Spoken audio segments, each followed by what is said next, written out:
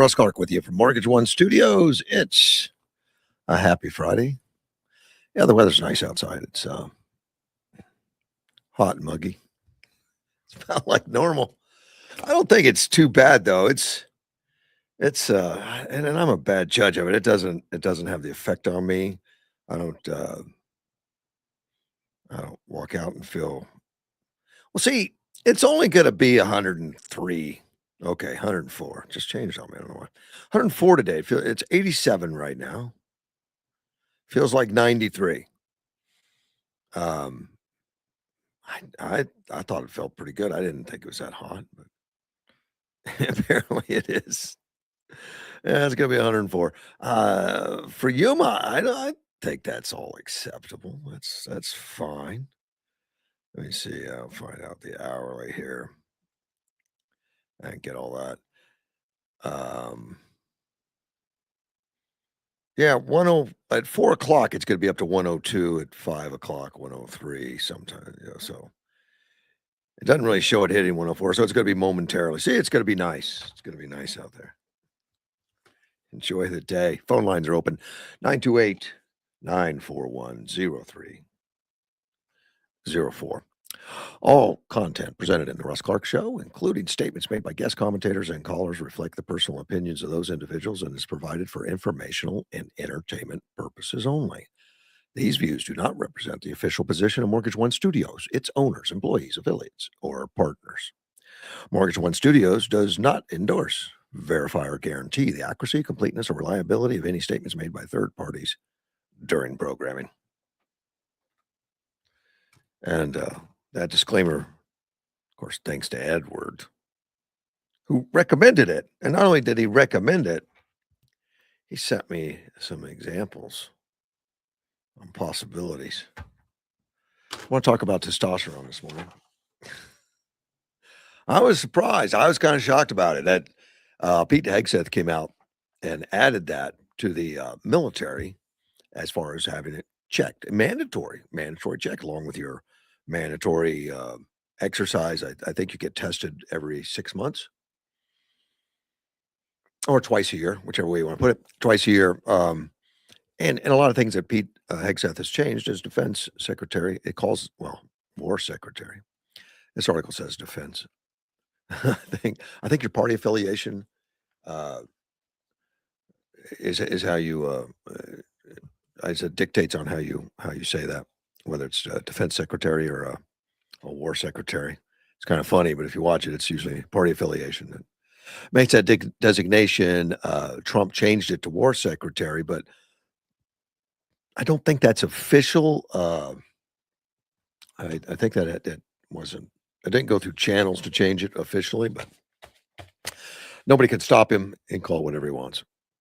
And I kind of like it myself. It's a little more descriptive on what we're doing, and the idea was to heighten the understanding that we're not, we're a tough military, and we're not going to put up with the beards, the fat guys, uh, lack of training or endurance ability, all that stuff. Be back to war fighters. I think it's kind of nice. They got one thing to do, and that's defend the country. And you don't do that by trying to introduce your ideology to the enemy. No, I don't think that's the game. But anyway, you can start checking testosterone levels. Hormones, the hormone testosterone, as well as doing the fitness tests and all that. So, and I have a lot of questions about it. It's from what I've read, I didn't get a lot of answers. I did some research on it, and just so you know, well, I'm 68 years old, so I'm a victim of old age. So it's a disease. They don't give me a handicap license plate for it. Can't park closer to the building because of that. But your body changes over time, and hormone levels change and go down. I'm not happy about it. In fact, I take TRT, testosterone replacement therapy, because I want to.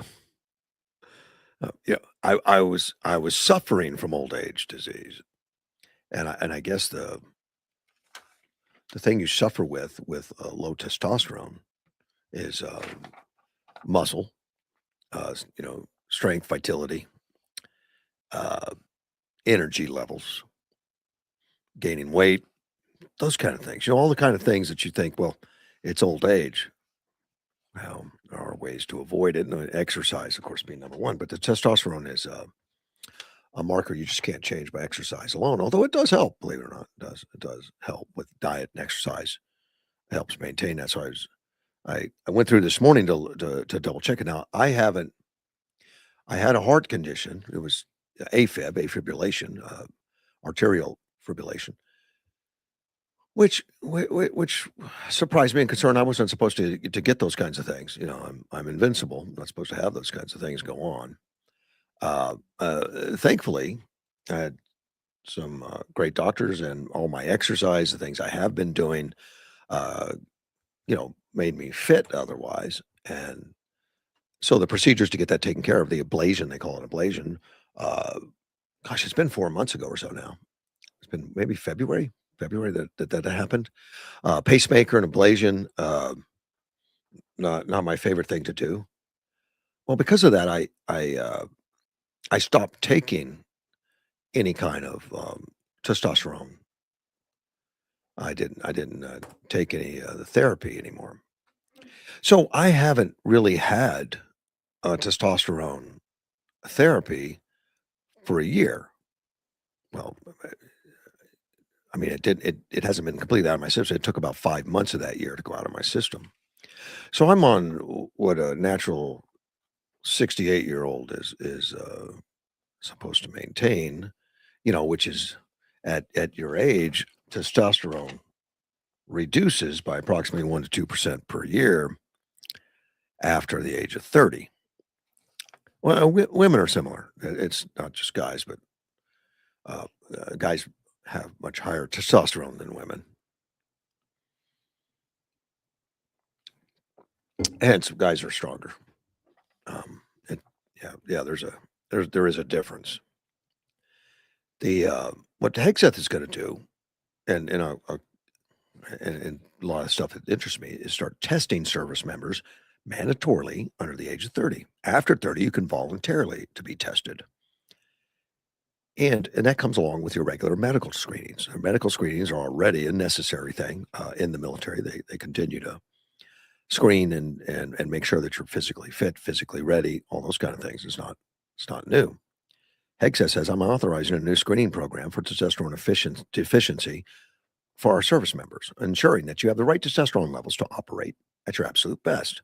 If treatment is recommended, it's entirely your choice to receive testosterone replacement therapy, which is actually very good to hear.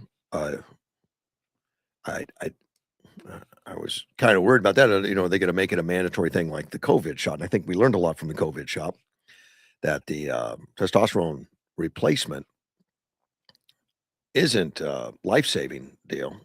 So it should be a personal choice. And maybe if you have a testosterone level that's causing you to not be able to form at a level that's necessary, then you still make that choice on whether you want to stay in the military. But I would think that would be rare for somebody in their, that's younger in their 30s. But I don't know. But I like the fact that they did that.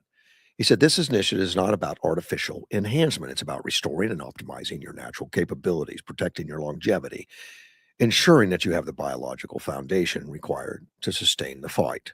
The modern battlefield is brutal, unrelenting. It requires and demands maximum psychological and mental readiness. By addressing those health markers early, we're keeping you on the leading edge of lethality. I wholeheartedly support this 100%. I mean, I think the testing's fine. And I think it's great that if you do have any issues that you're going to know it then, and you can make personal decisions. No one's going to obviously they're not going to hold you down, give you the shot like they did COVID, which is great. I think most men would, if they were deficient, would want to not remain that way at any age, particularly younger.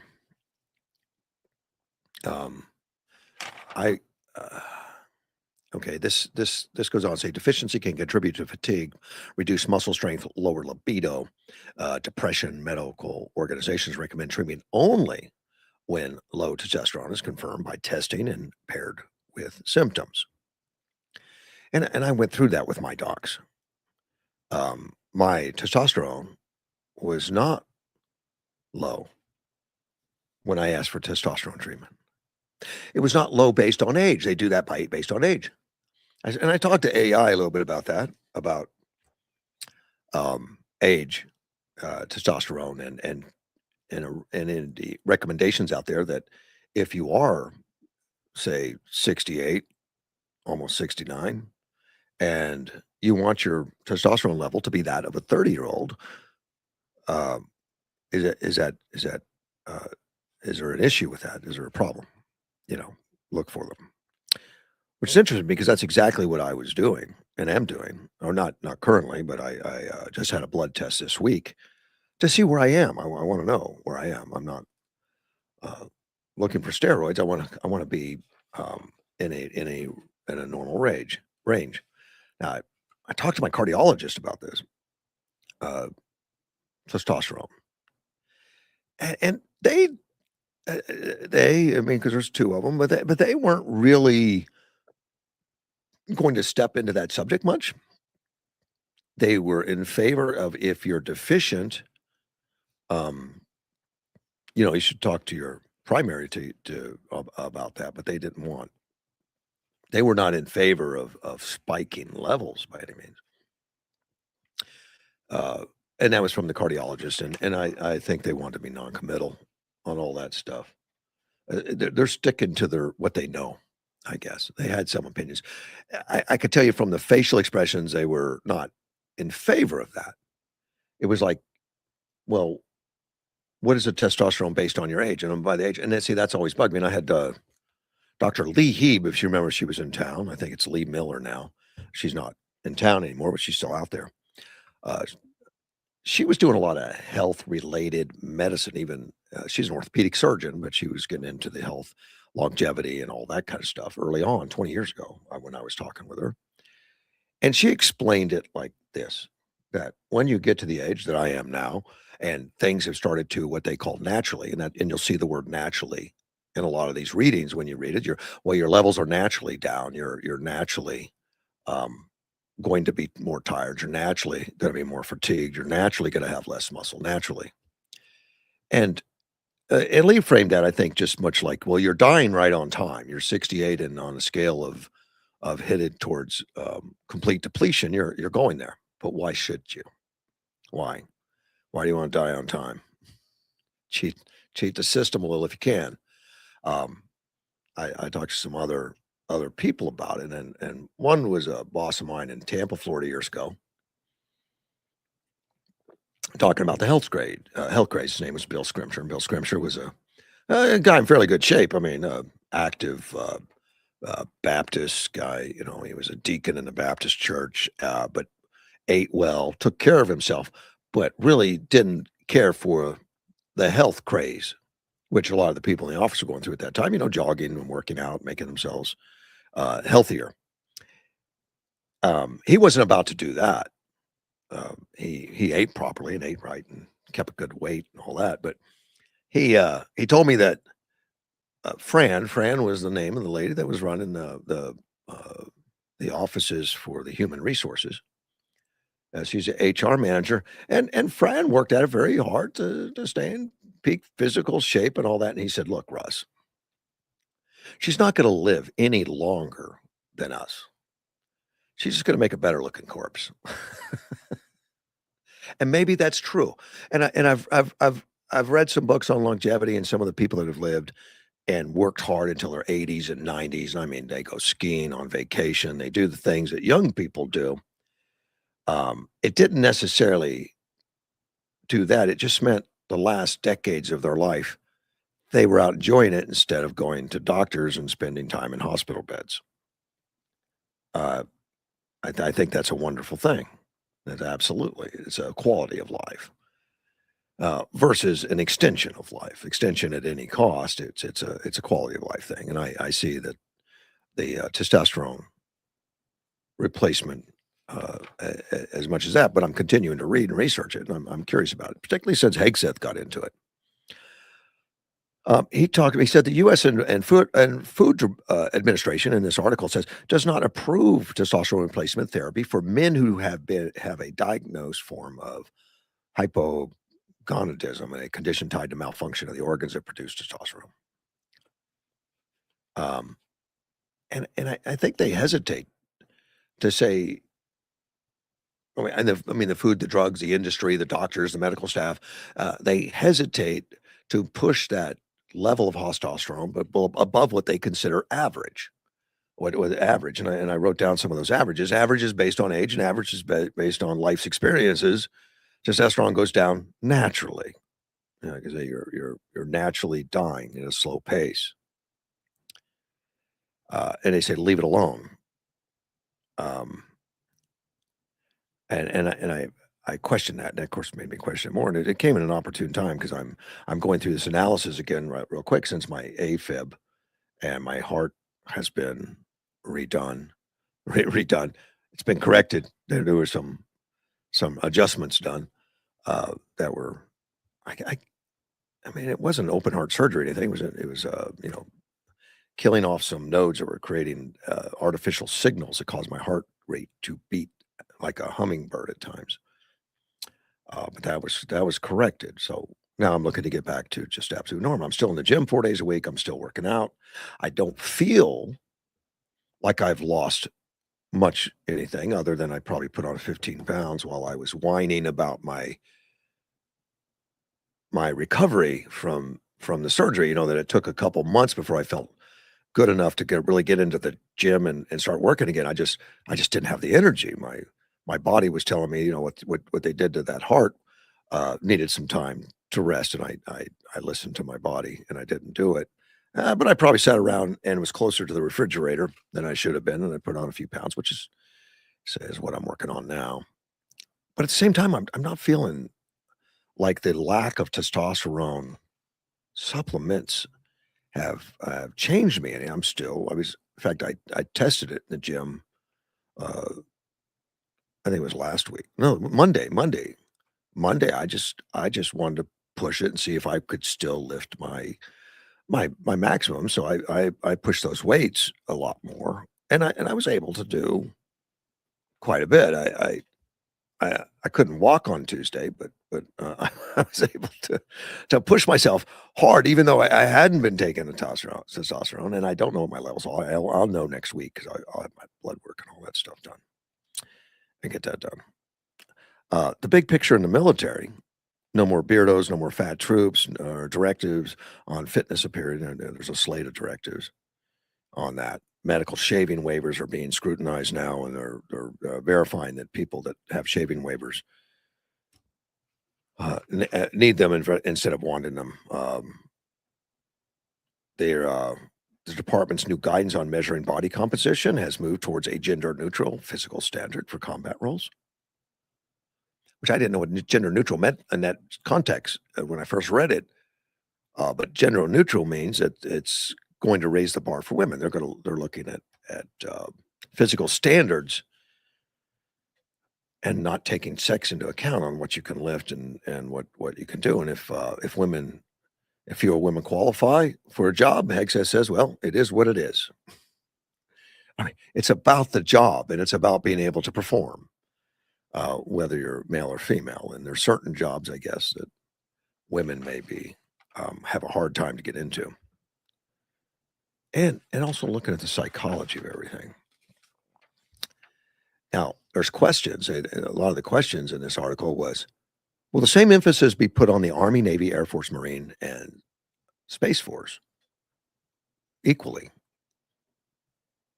Well, and or does one of those forces, they don't need testosterone? Maybe. I don't know. I'll let the military. I'm not gonna make any comments on that, but I'll make the military. There's a lot of inner rivalries anyway. I'm sure there will be some of that. Um, I asked AI this morning. I say I asked AI. AI grabbed some research papers for me that I could look at. But what normal testosterone range is? Well, and that's a hard one to pin down, I guess, according to some of the doctors I talked to. But they say it's 250 to 1,100 NGDL, and I don't. I don't know what NGDL means, but that's whatever measurement it is. I didn't look it up. You're at your peak in testosterone at about 20 years old, between 6 and 700. Not, I figured the peak would be 1,100, but no, it's 6 or 700. And it naturally declines by 1 to 2% every year. So 30 to 40 is going to be 55 to 650, 40 to 50 will be 50 to 500 to 600. 50 plus, and that's the only one they do, 50 plus, is 400 to 550, gradually lowering into the 300 and below range with age. Just naturally. They put naturally in there again. The 2004 study, and I asked about, has testosterone levels really depleted in men on average over the decades? Is our lifestyle making a difference? Indeed it is. I'll tell you more after I talk to Gilbert. Hey, Gilbert, good morning. Hey, I lost you on Facebook, and your live streaming is on yesterday's, but not today's. What's up? I have people watching, buddy. I still have people watching. I don't know. I don't know if I mean, I could tell you I'm broadcasting. Yes, I know, because I had you on Facebook, Yeah. and then I switched over to your live stream, and it's yesterday's live stream. Well, the history is always out there. You can always get yesterday's. Yeah, it's called reruns. Yeah, you can watch reruns if you're really bored. You can grab anything on rerun. I don't know. I'll ask around if somebody's out there listening on Facebook. Please drop me a note. Tell me if. Well, I had you on Facebook, and then I switched, and I went back to Facebook to find you again, and I couldn't find you. I think that's my fault, and I'll tell you why. I have never paid Facebook for preferential treatment. You know, they want you to pay them a few bucks to be at the top of the list and to automatically be visible. Well, like I said, you were on right away when I first turned you on. Yeah. You were right there. I'm going, okay. Nope. And then I switched over to your live stream and went back to Facebook, and you were gone. Anyway, well, I'm looking at yesterday's too. That's up top, the yesterday's. Right. Exactly. It shouldn't be there. It should be today's up on top. I don't know. I agree with you. Anyway, I called you about that old water main in Hollywood. Yeah. It was only 110 years old. Wow. Well, that's not unusual. I mean, things age. Right. Exactly. Okay. I just found it. I'm out there. I typed in Russ Clark live, and it came up. Okay. The new one, right. the current one came up. The one I'm doing. Okay. I'm watching myself. Well, yeah, like I said, I just called to let you know. Thank you. I appreciate that. That was an old. Now I want to see who are they going to blame on that. You know, there's always someone to blame. Well, what do you mean blame? They're going to blame age. Yeah. You know them. Yeah. So, did you listen to the P's speech last night? I did. I liked it. I liked a lot of it. A lot of it's old stuff. You know, we've been saying that for years. Right. And our own Adrian Fontes says Trump's election claims have no facts, have no validity. Well, you know what? Tell that to Maricopa. Yeah, Fontes is wrong. I mean, they've proven him wrong. I know, okay. I know. But what I'm getting at, the fact that he has the balls to say that, even though his own state is underwater in Maricopa. It's their about the election. It's their strategy, Gilbert. No matter what your lying eyes tell you, they're going to tell you what you should think, and that hasn't changed in that Democratic Party. If anything, it's become more and more of the standard. You know, like that old song, "Are you going to believe me or your lying eyes?" Right, exactly right. That's what they're doing. Yeah, that's what they're doing. We've seen a lot of stuff going on. You know, now they're trying to step away from the socialist, democratic, communist parties, and some of them are trying to, distance themselves. It's too late, people. It's a kabuki dance. I don't. They aren't. They're big tent, but we don't agree with these guys. But they don't know what they're doing, whether it's in their tent, not in their tent. See, they don't want to give up the total numbers.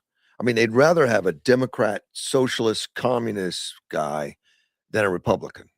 and then Oh yeah. I'm quite sure. But they don't really want to promote the communist because even they look at it as anti-American.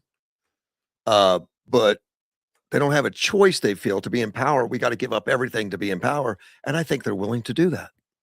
I think they are Yeah. just so they. Yeah, but what's really scary. I was about ready to say, what makes them think that they can win? But you know what? Oh, They can. They can win if we don't put our heads together and our uh, thoughts, ideas, right. and what we grew up with, the freedoms that we have. Yeah. They can What win, if and we're they living- have won, and some of it is because of the cheating at what we would Yes. call cheating. They don't call it cheating. We would call it cheating. The collection of ballots and all that, the harvesting of the ballots and signing for other people and all that kind of stuff isn't cheating to them. I don't think. I think they accept it. And Trump pointed out a lot last night. He released a lot of material that used to be secret. Yep. He declassified it and put it out there that highlights a lot of it. And so a lot of states that have non-citizens voting in federal elections, like hundreds of thousands, and that they've got documented and all. And Fonte can look at it all day and say doesn't exist, doesn't exist, doesn't exist. No, he's totally wrong. I mean, the facts are right there. What I like when he said, "Why was all this classified? Why were you hiding it from the public?" That's actually a good question. That's a great question. Yeah. Why were you hiding it from the public? I think that's a question Trump has. I mean, Trump wasn't even aware of a lot of that. It didn't even make his briefings. A lot, it didn't make his briefings, and he had people investigate, and they came up with this stuff that he didn't know about, and he's probably a little peeved about it. Like, why doesn't this hit my briefings? Well, apparently, deep state's been not briefing people on that. I guess by prior administration says we don't want to know. I guess that's a wild guess. I don't know. Like he said, why would they keep that from me? I'm perturbed, and he also said, then people need to be fired. Whoever was involved in this need to be fired. Well, those things are a secret because they change dynamic of everything. They change everything if it gets out, and we can't let that get out for some people because it would be damaging to the Democrat Party to get that out. Well, now you got Mondami going to Rikers prison yesterday. Rikers, yeah. He went to why? What was that all about? Probably visit family and friends. Yeah, compadres. Compadres. I have no idea. There's nothing wrong with going to speak to the prisoners. Maybe give them a little gospel or something. I don't know. Maybe he's trying to tell them we're working on getting everybody free because the Communist Party wants to empty the prisons. Yeah, they do. They've got the wrong people in prisons. They want to put you and me in prison. That's right. Yeah, and our guns, right? Right. Yeah. So on the local level, there's Pedro Osuna. He sure is putting a lot of stuff out there. What do you know about this guy? Very little. I just know he's out there putting garbage. I don't really read him. I know little to nothing about him. Someone told me he ran for something once. I don't know. But he seems to be top of mind for a lot of people because I guess he's hitting a nerve with some people. Maybe that's what he wants to do. But my understanding is he's not really factual, or he's kind of leaning one way of attacking or something. Oh, definitely one side attacking for sure. Yeah, I figured that you're out there, and the people in the know that you would have an idea that you could. I haven't asked the question. I mean, I guess I could sit down and talk with him, see what he's up against. I could bring him on maybe. A lot of people like that wouldn't come on though. They would not want to be exposed. They want to spew a lot of stuff. They don't want to answer for it. Yeah. And one more thing before I go. You were talking about ABATE yesterday. I know Mike Infusion very, very well. He's a lobbyist for ABATE. He was involved in this lane splitting or filtering. And I can get him on your show, bring him in the Yuma for you to talk to him and interview him. I'd like to. Very well-versed person, former Marine. He's done his time, and I've known him since I was with ABATE. Matter of fact, I Go ahead. I say I'm big on safety like you, I like it, and I don't want to see motorcyclists hurt. But I see some motorcyclists just the other day that lane splitting at 35 Yep. mile an hour is not cool. It's not cool. Well, it's not made. See, they're breaking the law. Oh, it happened to me the other Okay. day at about 35, and I was like, Yeah. man, you are just asking for trouble, and you're Well, causing it. You know, he's breaking the law, Russ. Yeah, That's what I I'm know. trying to tell you. Yeah. He's breaking the law. It's for you're still in Arizona. If the traffic is still stopped, or you can do that. was it 5 miles an hour it could be going or something? I don't know. Five to 10. But Mike's the one that I'll have him talk to you. I'll find out what day is a good time for a day for him to come into Yuma. Any You day, have so many days. any day. Any day? I don't care who's in here. I'll bring him in any Yeah. day. But He I comes would in like to from ask him Phoenix. that question. Like, as a motorist, I get a little nervous for the bike guy. I get nervous for the cars when they act reckless like that. And bikes accelerate quickly, stop okay, and they maneuver great. They think you're kind of invincible. You're not. You're not. Yeah, you're not. You can. First time I ever did lane splitting myself was in LA at 12 o'clock in the afternoon. And I was with a friend of mine that was quite experienced at that. He goes, you know how to lane split? I go, what's lane splitting? Mhm. He goes, just follow me. And he said, look at 3 vehicles ahead of you all the time. Yeah. If you can do that. And we went in and out of the traffic in LA at 12 o'clock in the afternoon. And I tell you what, I had a crease on my seat by the time we got through. I know. I mean, it's kind of scary. You're going very close. And I don't trust these drivers. Some of these drivers hate motorcycles.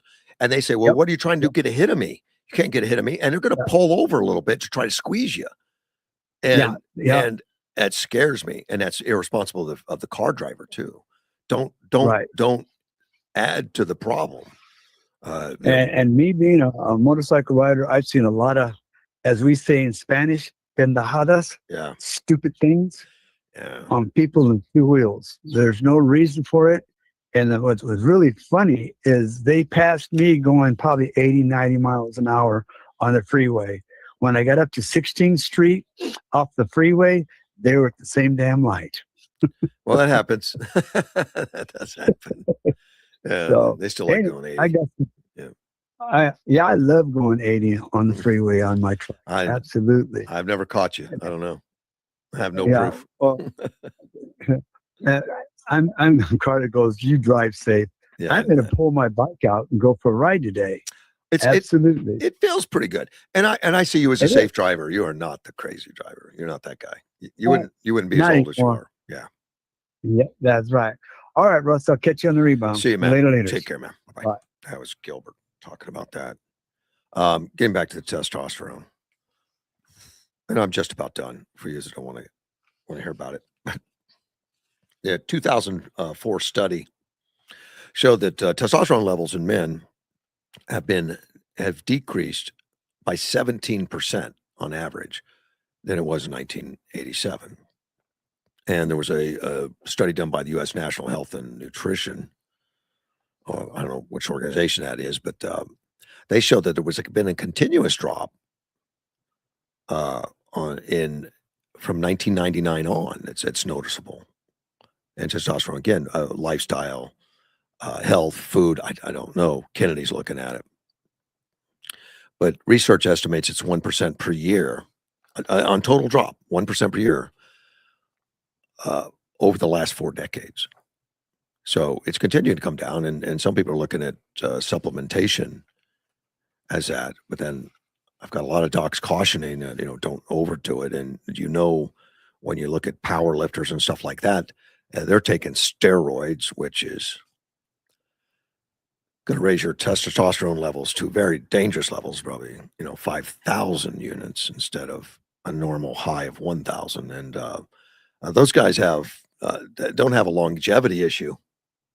Yeah, they don't normally live long. It can cause other problems. Arnold Schwarzenegger, to speak, he was on steroids. That's how he looked like the Michelin Man. I mean, he was very strong. He worked hard. He had great work ethic. He hasn't been on steroids for a long time now. He's But during his time as Mr. Universe, it was not illegal at that time when they first started it. They didn't really know what it was, I guess. Since then, supposedly it's been outlawed, but I don't think everybody knows it because there's still too much of it in sports, too much of it out there, and that stuff's dangerous, and that's not what we're talking about here. We're talking about replacement therapy, not. But then replacement therapy, and there's a lot of shops around town that specialize in testosterone replacement, and some of that replacement therapy is beyond normal testosterone levels, even as a young age. I mean, you can booster it a little bit much, but I don't know the details on all of it. I need to talk some more of them, and I will, particularly now since I'm getting some blood work done, and I want to sit down and discuss my personal situation with a lot of people because I want to continue to maintain longevity. I'm not going to become Schwarzenegger, and that's steroids anyway. But I want to maintain longevity and feeling not fatigued and staying on top of things. And if that's a help, it's a help. Some of my docs are like cardiologists, and I did read somewhere. I think it was an AI thing when I was asking about the negative impacts of testosterone. Something about possible cardiac problems, potential. Nothing. And I want to research that more. You know, the negative, if there is any. See, this says, and I don't see it in front of me, but I didn't look at that hard, but nothing about my AFib or anything like that, like it had caused some problems, but it could cause some blood clots even, it said, which was weird. I want to research that. Let me talk to Mad Mike. Good morning, Mad Mike. Morning. You wanted someone call in that was listening to you.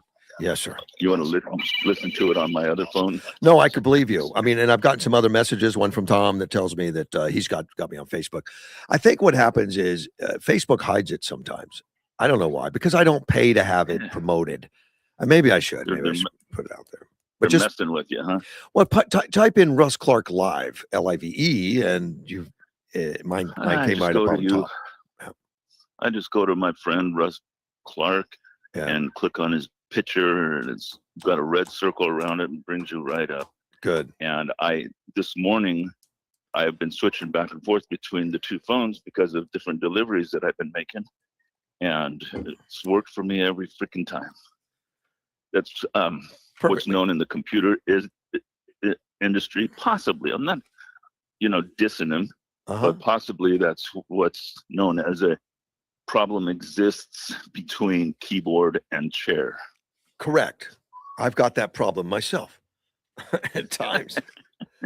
But at times, but at times I'll bring it up and I don't find it right away because they don't necessarily put it at the top of the list for some reason.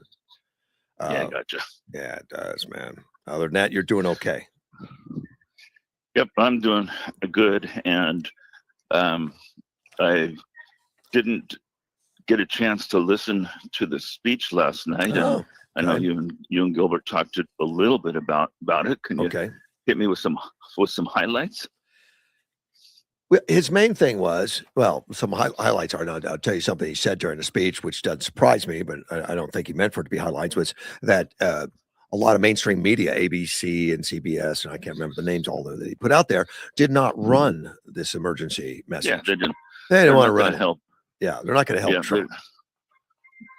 That's just, I don't know how I feel about it. I mean, it's obviously they got Trump derangement syndrome. They don't like him, and maybe they think he's using it as a platform to promote his the candidacies, not for him because he's not running. Yeah, doesn't even have to be derangement syndrome if it's just flat out. But they oppose him. Well, and they oppose the subject matter. Sure. They oppose the fact that there was any cheating at all in any of it. Everything's fine. There's nothing here to see, and they don't want to hear him push that derangement stuff again. That he's got voter derangement syndrome or something. But he's got election syndrome. I don't know if it's derangement or what you want to call it. But yeah, he's definitely believer, and there's evidence. I mean, Of course. you And look at all the elections in history for presidential elections, and it's always been, a certain number. And then for some reason, when President Trump won in 16, I believe it's no. When he lost, yeah, he spiked it. Obama, Bush, people before him were in the 60 million. He hit like 73 million, which is very unusual. And then Biden hit 78 million. yeah, Extreme. And listening to Jesse Kelly last night, pre-speech, he was saying that some of the stuff that he's seen that's leaked out is if they find ballots, especially in Georgia, that are printed on a bamboo paper. China doesn't really use trees to make paper. And so it says if there's a bunch of ballots that come in, they can prove that they're made out of bamboo paper. That's going to tell you, point the finger right at who printed them and filled them in and sent them in. The thing that Trump really put out there yesterday, and he talked a little bit about everything, a little bit about Iran and his frustrations with dealing with them, and that the punishments will continue, until the morale comes up. But he talked about that. He talked about the election integrity issue, and the Save America Act has got to pass. And he said that on the website now, on the White House website, he's releasing a lot of declassified stuff that was all news to him. I mean, he wasn't getting in his briefings and stuff, and it wasn't. It was stuff that was out, that was there. And it apparently retrieved a burn bag that Obama had put together that was supposed to be destroyed, and had a lot of things in there of great interest. Right. That I heard about it. It was in a bag, but it was never taken to the burn location and or shredded and burned. Well, and I think they found quite a few of those bags over time. I mean, Kash Patel and Bongino found them. That was a while ago. So I don't know if this was part of that or if this was an additional thing. It doesn't really say. But apparently there was a lot of things in there that was never meant to be seen. But it's illegal to destroy it. It's illegal to not see it because it's government business, and it's all by law needs to be maintained and archived. Yeah. And to have presidents start putting that in burn bags and destroying it is not ethical, legal at all. Yet will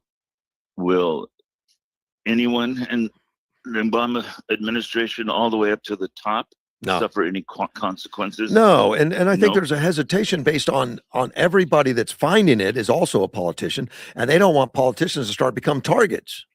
Well, so they don't. They will not prosecute their own because they don't want to be the one prosecuted. The only exception to that is they've been going after Trump like crazy, which has been very unusual. Sure. The other side fights like dogs, the wolves. We fight like gentlemen. Yeah, you can't take down wolves and evil, pure evil, being gentlemanly.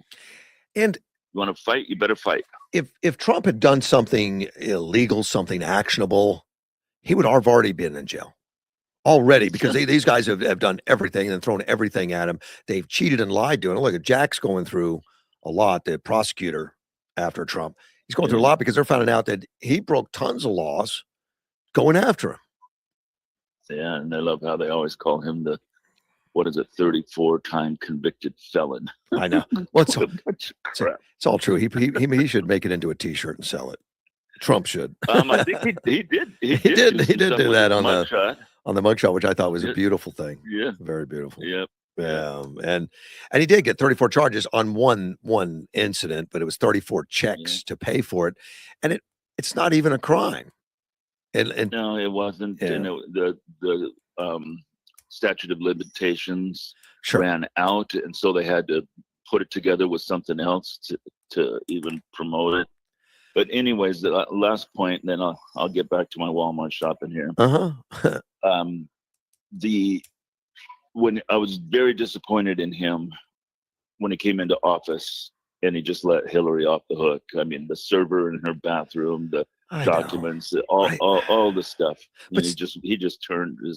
I'm going to agree with you at the same time. Say I applaud him for doing it. It's magnanimous. He's getting on with business. He doesn't have time to chase after that crap. And I like that, Again, but again, I don't know. criminals need to be prosecuted, convicted, and Yeah. if convicted, hung or serve the appropriate sentence. And hers And by just turning hers the were real crimes. They weren't manufactured. They were yes, on the books. They didn't need to make yes, make a law yes. that she may have broken. She And did some I obvious know stuff. I know they went to weddings and stuff together, and they hobnobbed a little bit in New York. She was a New York senator and whatnot. But Yeah. the bottom line is he let her go, and that's being the gentleman. You ain't gonna win against the commies. I think she would Fighting with cut his gentlemen. she would cut his throat. Yes, Yeah. the don't get me started on the number of bodies that woman's racked up Yeah. in her Well, name. Or that's under her direction. rumor though. Yeah. I know. Yeah, whatever. Vince Foster, I think, was a very clear. A lot of her enemies, other than Epstein, just don't do well. Yep, yep. They end up suicide. Yeah. So you be careful. Hanging from a noose and a shotgun blast through the stomach. Sounds like and the shotgun is like 100 yards away, not even within throwing distance. Sounds like suicide to me, but yeah. Yep. That's what they say. All right, I'll let you go. Take care, man. Bye-bye. I'll go. Yeah, I hung up on him. He's gone. I talked about this William Upham yesterday. William, he's a U.S. Marine. He's not in office anymore. He's gone. He got a medical discharge. I don't know what that was about. But now he's running for office, and he's been horrible against President Trump, calling him the Antichrist and all that kind of stuff, saying he must be killed. Now, must be killed. That's not out of context. It's just, must be killed.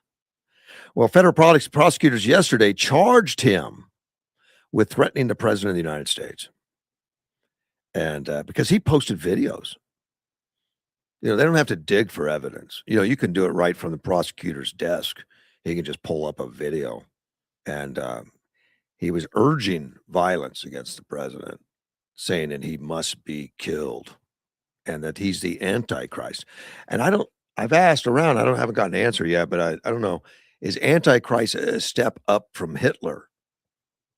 Because, that has been the go-to, was that he's Hitler. And I don't know if Antichrist is a step up. That means they're more worried about him at this point. If convicted, William faces up to 5 years in federal prison.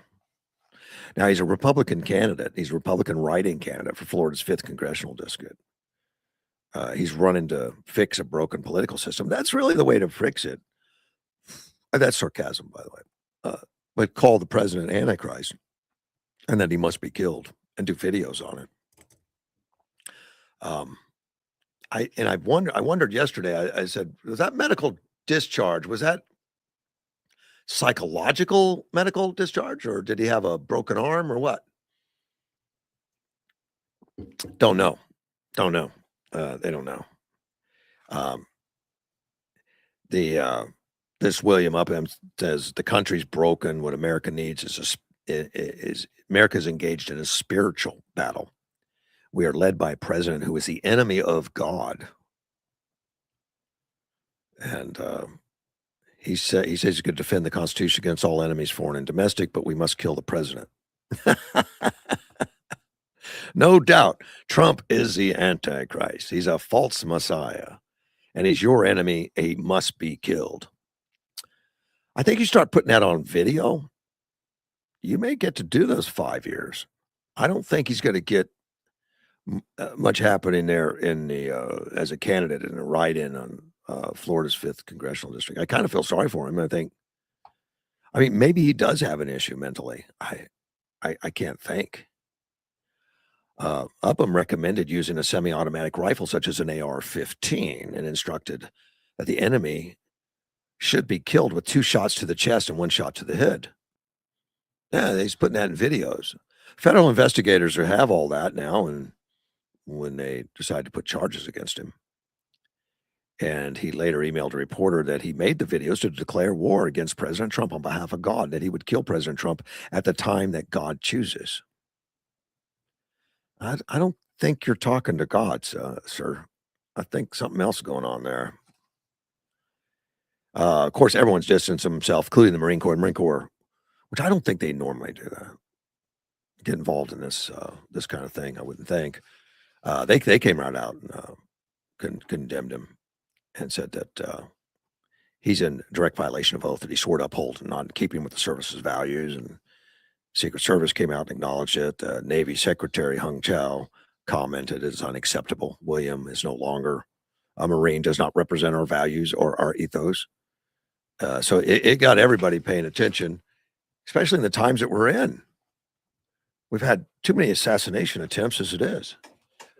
And this guy's given another reason for it. I don't know what'll happen to him. I would think that he gets some medical help. I hope. I think the guy's sick. I think he's a problem. And he needs to be taken off.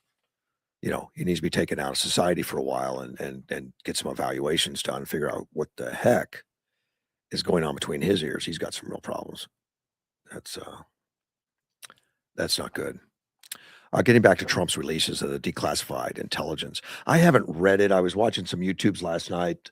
Some guys that were going through some of it as they were exposing some of it and some of the records that were kept. And I don't know. I don't have any of the details in front of me, but there were thousands of non-citizens voting. I mean, hundreds of thousands of non-citizens voting and stuff. But they've known this for a long time. The Democrats knew it. This happened. A lot of this happened during Democrats in the executive branch. You know, Obama and Biden and the 2020 election and stuff like that. And it was purposely hidden, and the intelligence agencies knew it and brought it forward. And I think that's the big thing is how could that failure happen where our intelligence agencies are working politically?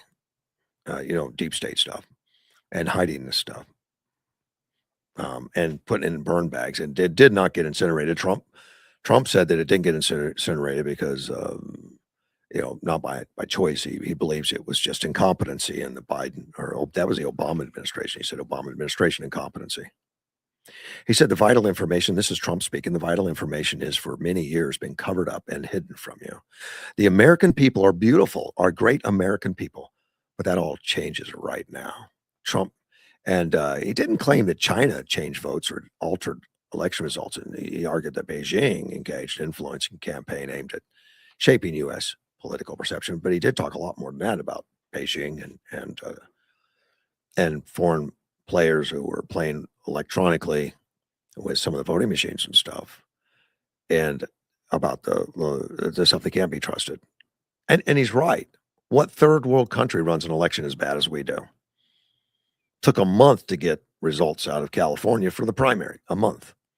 Most countries do everything in a day, and they don't have the sophistication, expertise that we do.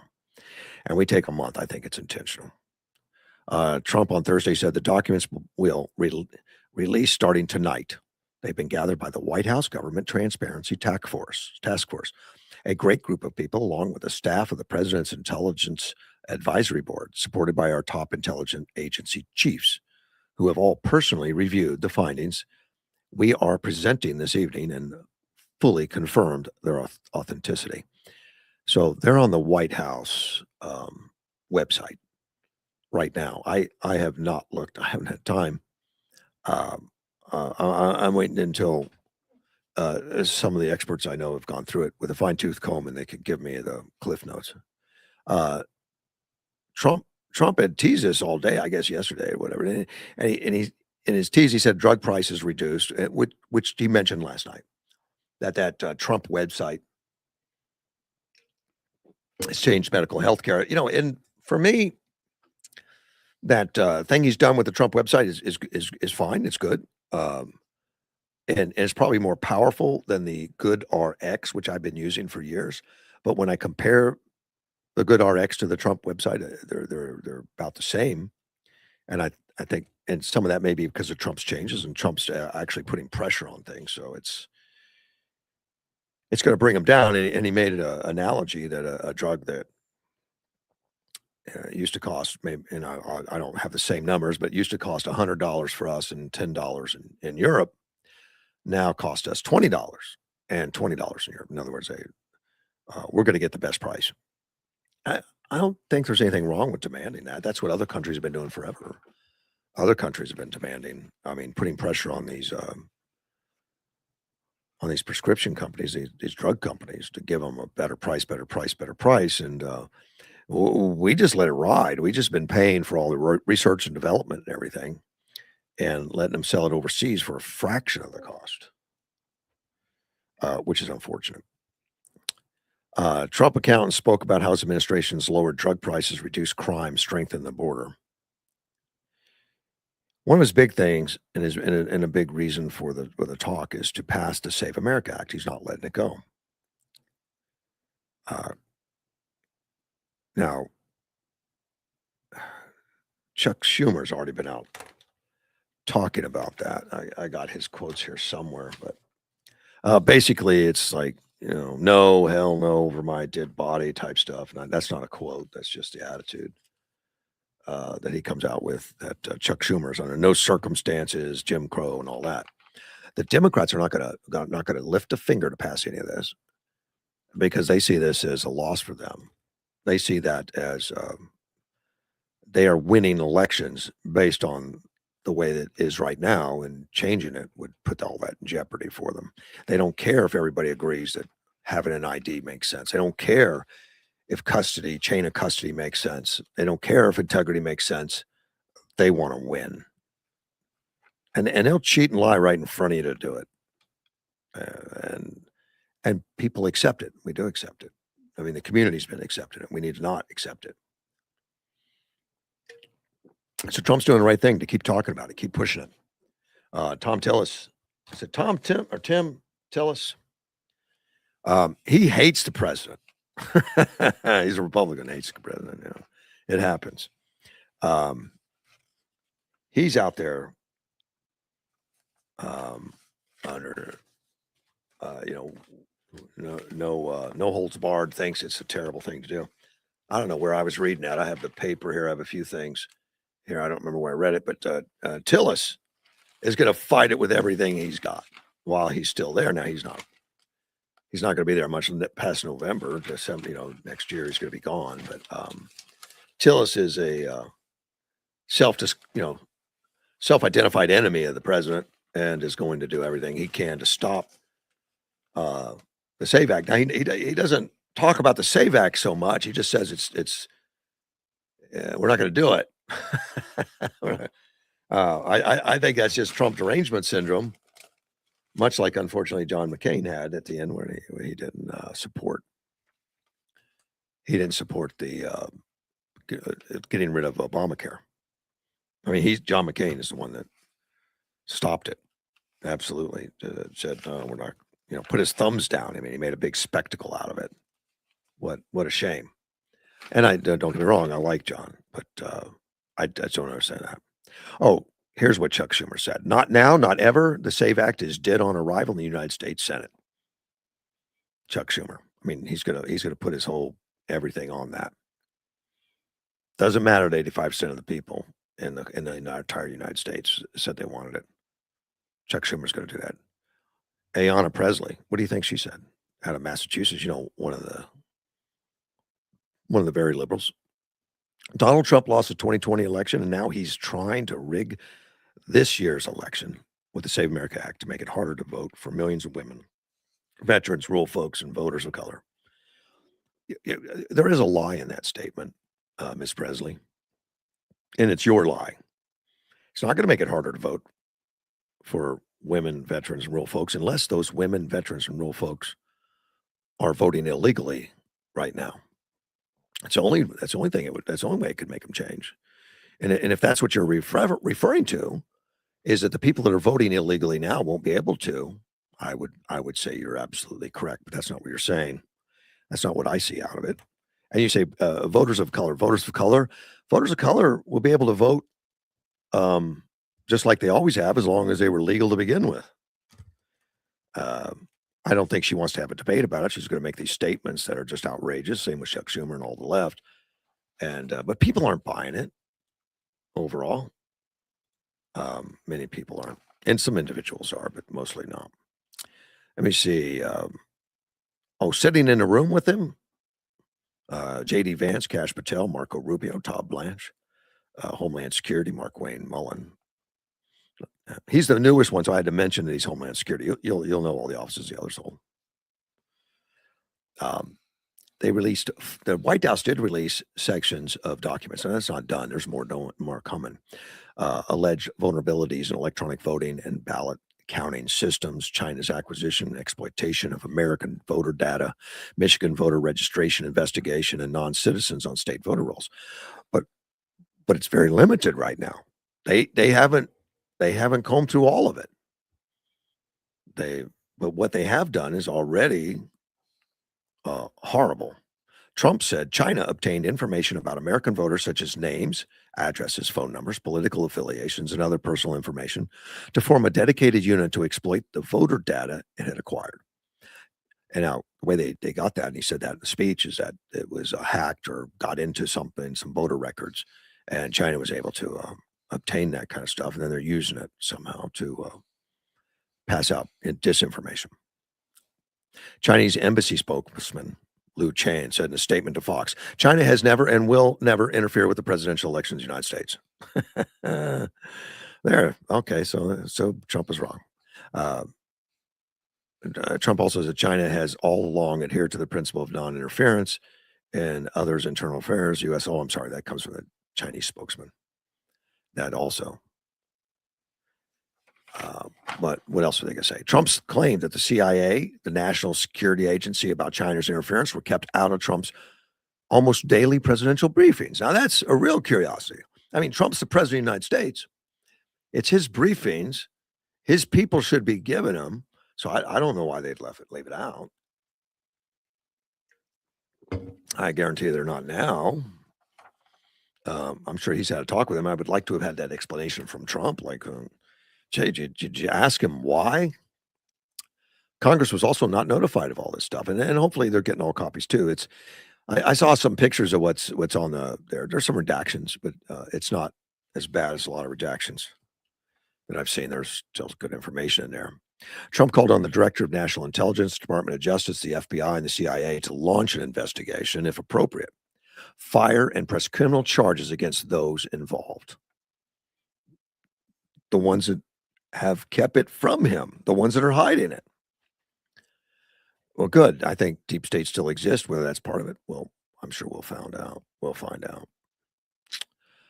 To the extent of these intrusions into our electoral system were covered up, as the president alleges, and hidden from the public, Congress, state election officials, and leadership in the executive branch, President Trump is right that everyone involved in that cover-up should be investigated and prosecuted for criminal violations of law. That's according to Von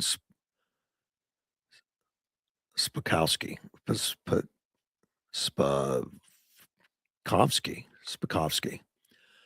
I had his title a little bit ago, and I don't have it in front of me.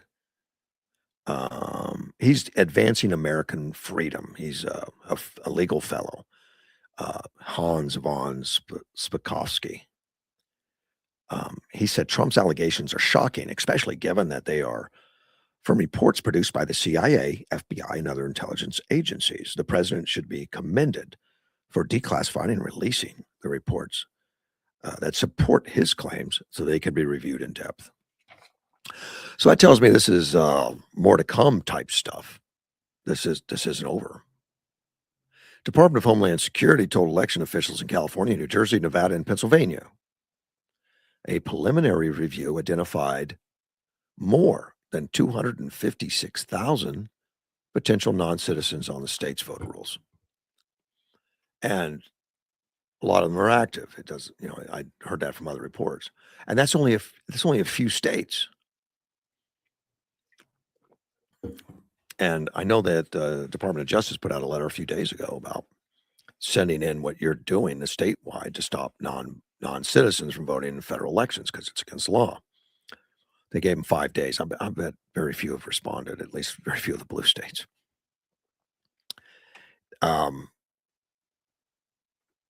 see somebody asked the other day about Save America Act, and that is it too late to pass it for this upcoming election? You know, we got an election coming up in November. Is it too late for that? Trump says he's pushing to get it right now, which includes long-sought voter ID and citizenship verification, which Republicans say are key to ensuring elections are safe and secure. And I think all the general public agrees with that. They say 85%. I can't believe the 15% are doing anything but just lying. Trump has tried to, attach this to other legislation and all that. It's not doing it, but he says Republicans are running against the clock. The stalled election bill before the party's midterm window arrows. So they're saying it's narrowing now. They're giving an indication that it might be time to still get some of this put in. Maybe. Rhode Island Democrat Senator Weldon White House. Tonight seems to be some ceremonial kickoff President Trump's campaign to interfere in the November election. Trump has badly lost independent voters. Even MAGA is disheartened. He is failing and unpopular, and he's dragging his own party down with him in the midterms.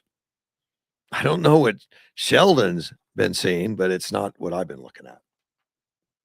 And I try to look at all of it. I'm not hopefully working inside a bubble. Let's talk to Sandy. Good morning, Sandy. Good morning. I think some of the people that were hiding this were from his first term, but I still think that they should be prosecuted.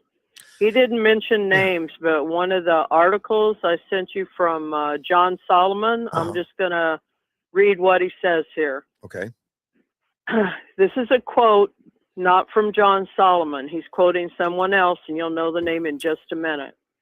But I don't recognize a person. It says, I'm basically running a shadow government across the FBI at this point, said Nikki Flores, then Deputy Assistant Director of the FBI's Counterintelligence Division, in a text message declassified by Trump and reviewed by Just the News. And John Solomon, looked through all this stuff, and apparently he was on Fox News last night. I haven't got to follow all that because some of it hasn't shown up until this morning for me to see. Then down farther, he's got the FBI turned over evidence of the alleged plot to Congress in June of last year. Oh. Senator Chuck Grassley, so this was given to Congress last year. Senator Chuck Grassley, the Republican chairman of the Judiciary Committee, subsequently released some of the emails which revealed Flores' role in suppressing the intelligence report. The Bureau appeared, based on the emails, afraid it would undercut then FBI Director Christopher Wray's assurances to Congress that foreign meddling did not pose a threat to the presidential race. And that was from John Solomon's Just the News. Oh, so they held it up so it doesn't make Christopher Wray look bad. Right. Oh, I don't think that's a good reason, Sandy. Right. Now, if, like this Flores and others, I would like to see them prosecuted, just like I think it was Mike called earlier. That doesn't seem to happen because it seems like if you've got certain jobs, you don't pay a price. But another thing that was revealed last night, and I've missed part of your show, so you may have already reported it, was China paid journalists during that first term to write negative stories about Trump. Yeah. And probably, for networks to put out negative stories. Trump mentioned that last night, and I want a list of those journalists. Right. I would like to know who too. Yeah. Now, I don't know how they would find out. I don't know. Would you have to look at their financial records to determine which ones were paid by China? Would you be allowed because they're a reporter? I doubt. That would take subpoenas or whatever. So for them to do that, I would assume. But they probably trace the money coming from known accounts from China into other people's accounts. But that's all they could do is trace it. So going in maybe on- they could start with China, is what you're saying, and not pull Well, people's records. That's probably how they know it now. You know, if Okay. if China sent $100,000 to Sandy, you know, they probably have access to knowing that, or have a wherewithal to know that coming into the country. They don't have Well, it I would don't be think they know great to news. see that, Yeah. because they are definitely part of the problem. It seems like, and I know it's in the First Amendment, freedom of the press, Sure. but I think they're abusing that freedom. Oh, But still, so at least we could get the information, even if you couldn't prosecute them. I am sure there's all kinds of laws too about the foreign entities integrating with journalists to push a narrative. I'm sure they could prosecute that. Oh, okay. That Uh, makes me feel better right there. Yeah, I mean, you can't. Uh, I mean, China can't just control our press and pay them to push stories that they approve of, you know, or especially lies and stuff. I worry a little bit about the statute of limitations, you know, because we had the whole Biden, and then we're in the second Yeah. year of Trump. Well, You know, or is it that statute of limitations going to hurt us again? it Because could. these guys definitely covered it up. If it wasn't for those burn bags, and for somebody like Tulsi Gabbard Yeah. and Kash Patel, and I'm sure, and other people, and I'm, you know, a lot of this is hard to figure out so far, but it was real disappointing. CBS didn't show it, at least on my local CBS. Mhm. NBC or ABC. They didn't show it. They don't want the public to know, because if the public heard, and maybe the public doesn't really care anymore because that's past. But what happened here is another example of people that claim, oh, we got to have democracy, and they're the very ones undermining it, because they were undermining us, because we should have had a right to know, and they were undermining President Trump. Yeah. And that's what I think a number of people need to start focusing on. When they did things to President Trump, you need to understand, as an American, you voted for President Trump, or even if you didn't, the voting public voted for President Trump. And so when these people are undermining him, they are undermining your vote. And I just wish I could get that across to people so that they would understand. Sandy, And I realize the people that voted against him don't care, but Yeah. they truly don't understand the republic or democracy. I want to point something out. Yes, Trump won the election, but I think he won it because it was too big to rig. So he won it in spite of cheating, Correct. in spite of all that, and he got the popular vote in spite of the loading up of non-citizens and the loading up of illegal votes. So imagine how much bigger it would have been. Right. And there's no way. See, I think, and I don't know if they'll be able to prove it, but, you know, Biden, you know, they say got 81 million votes. Yeah. I think a large portion of those were created by China. And somebody I was listening to earlier pointed out, you know, kind of like OG mentioned, of course, it may not have been done by China, but basically they could take your data, change your address, vote for you, and then when you show up with your ID, they'd say, that's not you. You voted in precinct whatever, and steal your vote. That could have happened. Like, we know it happened to OG because he told us that. You know, the amazing, we don't know how many others that happened to. Hard to say. The amazing thing is that in 2020, Donald Trump got 74,223,000 votes. That was the most any president's ever received in an election before. And then Biden beat him by getting 81,283 votes. 81 million. 81 million. I'm sorry, 81,283,000 votes, which is just like stupid, crazy. And then in 24, Trump got 77 million, but Harris got 75 million. How the hell did she get 75 million votes? She is a babbling idiot. Correct. And that babbling idiot, weren't you the one who said yesterday or the day before that she's the number one in the Democrat Party That's true. for president, or did I hear that somewhere else? No, she it is true though. She's leading all the Yeah. polls. They're used to having a president that uses autopin that doesn't know what day it is. Well, she's a number one idiot. Anytime she speaks, even recently, it's word salad. There's something wrong with her. Well, we know there's something wrong with her. She can't speak.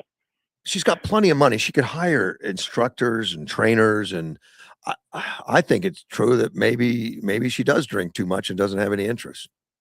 She's definitely too lazy. She wouldn't work hard for the country like President Trump is. But no.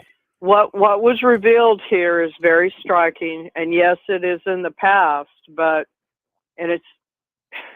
it's just too sad that they want to go after people like us, because that's what they're doing when they go after him. Yeah.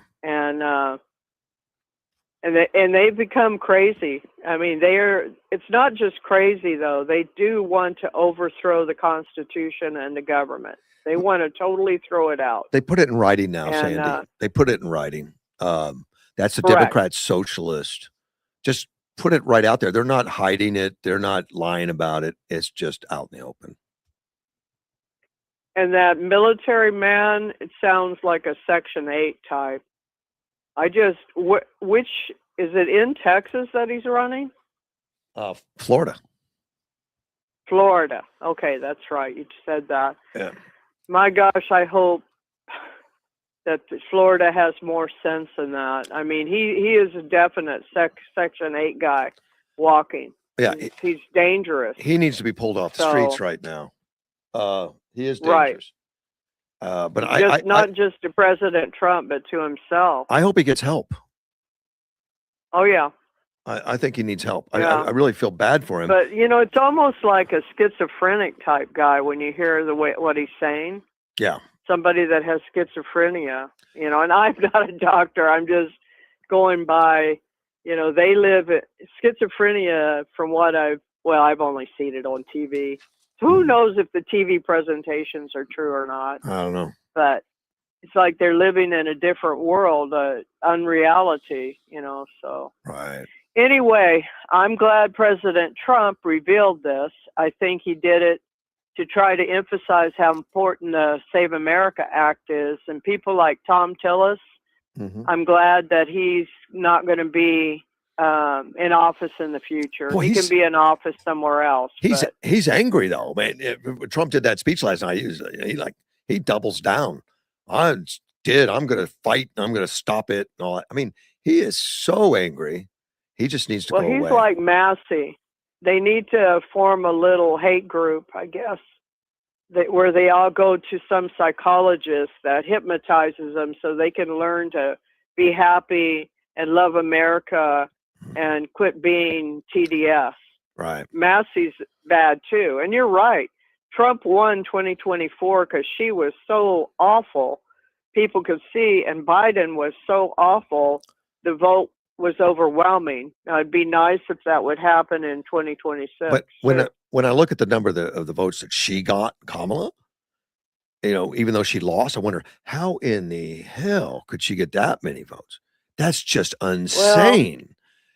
She's obviously an idiot. She's been proving it. Well, this is terrible for me to say about my gender, but I think if you looked at the votes, it'd be interesting. Maybe I'm wrong. She probably got a higher number of female votes, which says something bad about my gender. Right. And that they're not being realistic about somebody who has the sense, the work ethic, the abilities to be president. They're instead, she's my gender, I want a woman president. Well, I don't believe in that stuff. I believe in you want the most qualified person. And President Trump has turned out to be one of the best presidents ever. And the only people who can't recognize that are sick. They're maybe not Section 8 sick, but they're pretty well sick, and they're envious. They envy it because they look at somebody who has a lot more. And instead of them trying to work harder and Mhm. do better, they do the reverse and just get angry about, like these ones that want to take Elon Musk's money. That's really bad that we have people like that. Oh, And they're not our people. they've I want to disassociate from them. They're the liberal crazies. they hate the wealthy, the success. They hate success. Correct. That's a loser status. Oh my goodness. That's when you see yourself as a loser and you're jealous and you're envious. Yeah. And so instead of you trying to do better, it's kind of like Kamala doesn't try to do better. She's just freaking lazy. I think so. But these people, they're so envious and jealous. Instead, they want somebody to pay them to go out and protest and throw a fit. Well, And another, they don't understand money, and they think that if we took all of Elon Musk, everyone's going to be happy ever after. Well, no, that would last about a weekend. It would be over. right, right, because they do not understand economics. That's another thing that's so great about President Trump. He understands economics way more than I would understand. He understands that.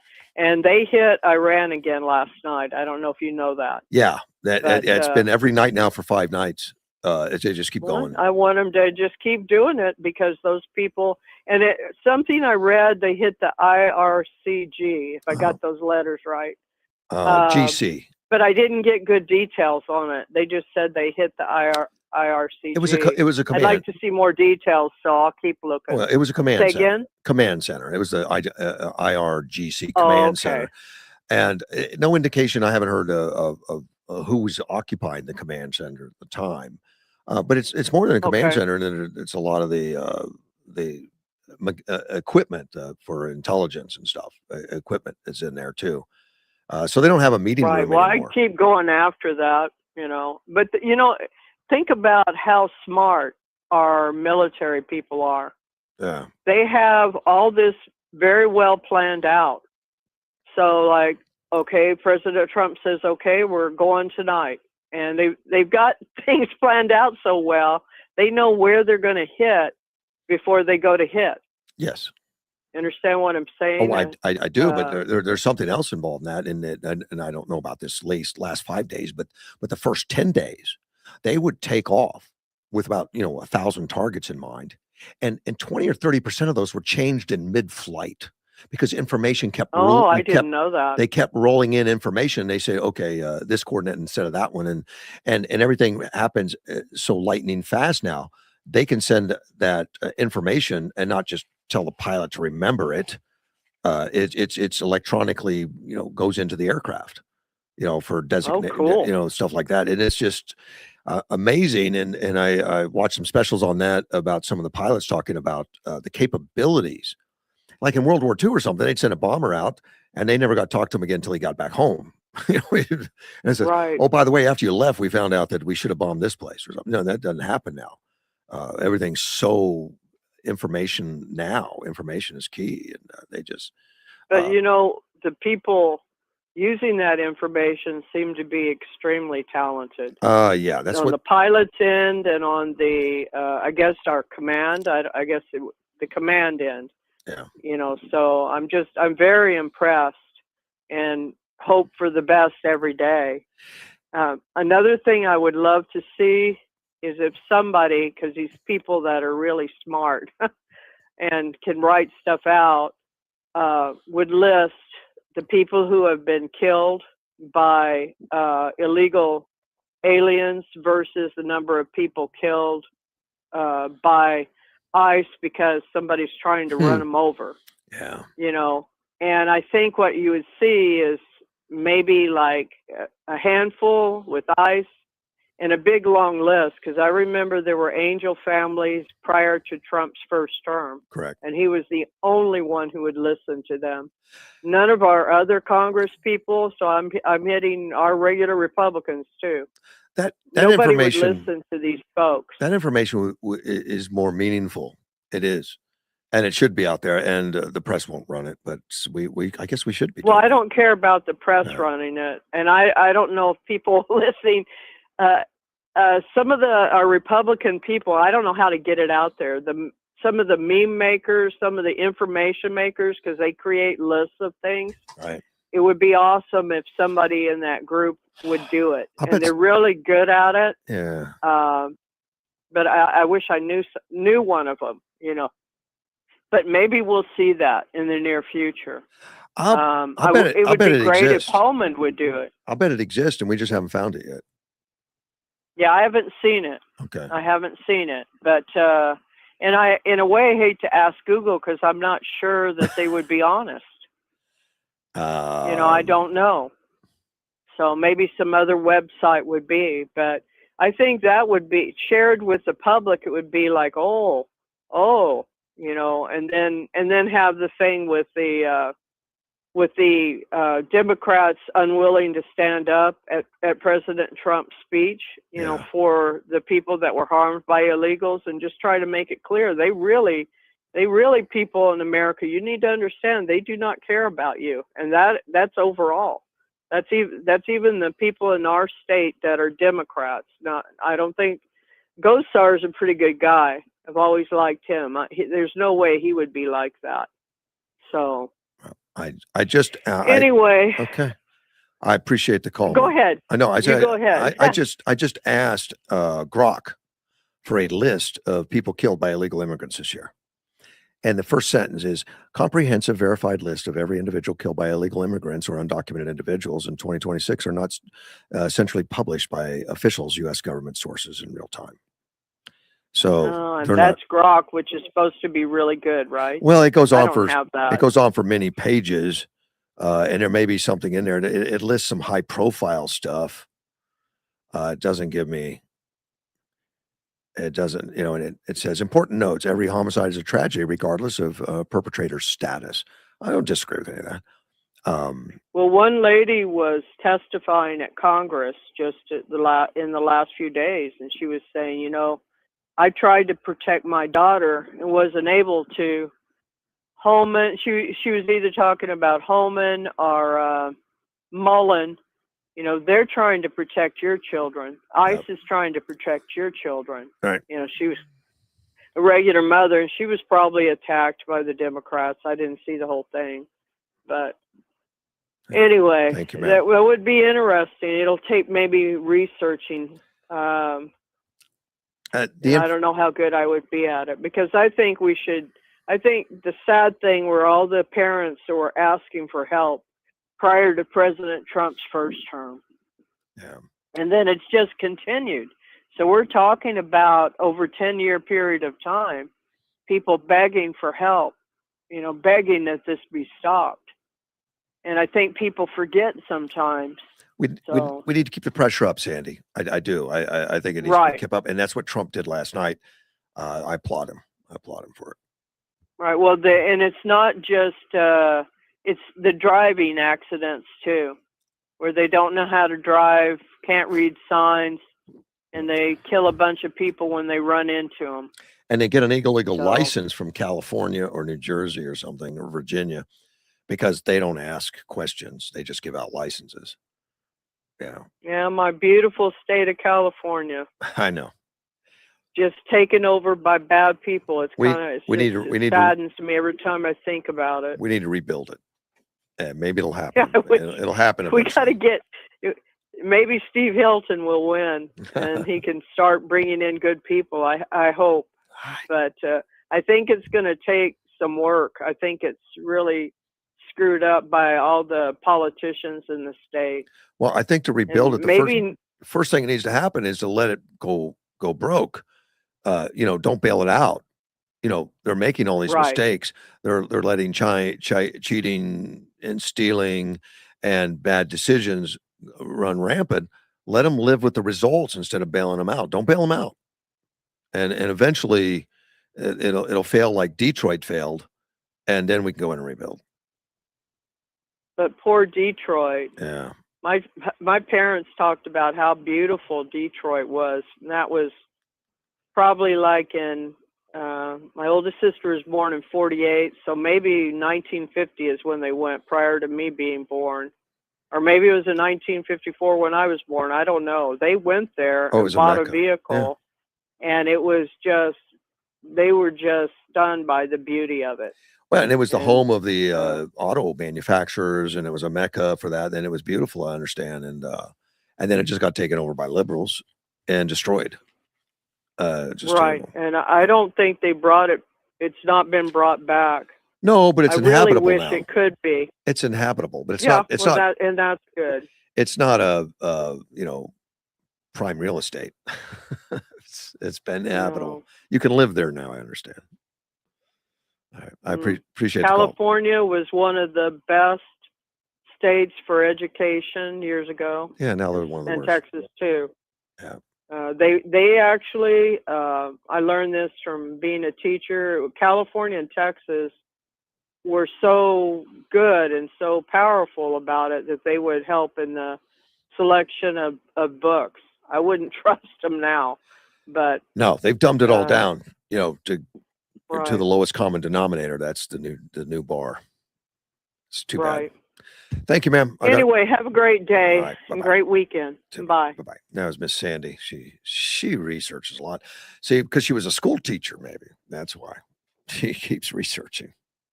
From one of my listeners, and when I talked about Trump in the 2020 election, and he's discussed that last night about the problems. And of course, there's been more 2020 election news coming up about fraud and cheating and stuff that is right now in the hands of the judicial departments. But he writes, a data analyst, Ken Block, hired by Trump in 2020, did not find anything statistically significant that would have affected the outcome of either electoral or popular vote. The data analyst was a Republican at the time. Trump reminds of the boy who cried wolf. If that he said last night is true, is hard to believe him due to his chronic embellishments. He combines lies with facts.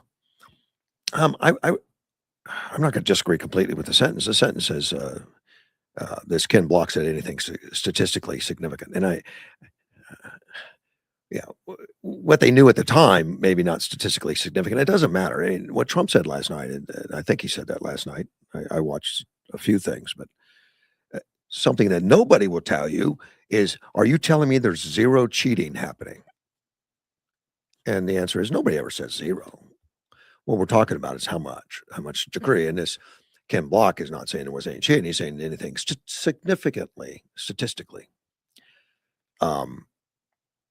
Which I would question. Of course, that just would open up my senses to say, well, how much are you consider significant before it's worth looking at? What's significant? And I remember at the time that Trump lost in 2020, there were 50, 60 cases, I don't know, something brought against different states and stuff, because they found a lot of problems, and all of them were thrown out. I mean, every one of them. And it's racked up. The press will say Trump lost every one. He didn't lose any of them. None of them were heard. No evidence was given. They just said you don't have standing. They don't want to look at what you have in your hand. They don't want to look at anything. No one analyzed the evidence. Nobody. They just said you don't have standing. And then the press writes, Trump lost the court case, inferring that there was a listening of the evidence. No, there was. And then I don't remember who came out that said, that there was not significant, not widespread. That's what it is. No widespread cheating. Widespread. It doesn't have to be widespread. Just calculated in certain states, and it's enough. You don't have to do widespread. You got to remember, a lot of these states, they just won by a few percentage points that were swing states, and that's all it takes.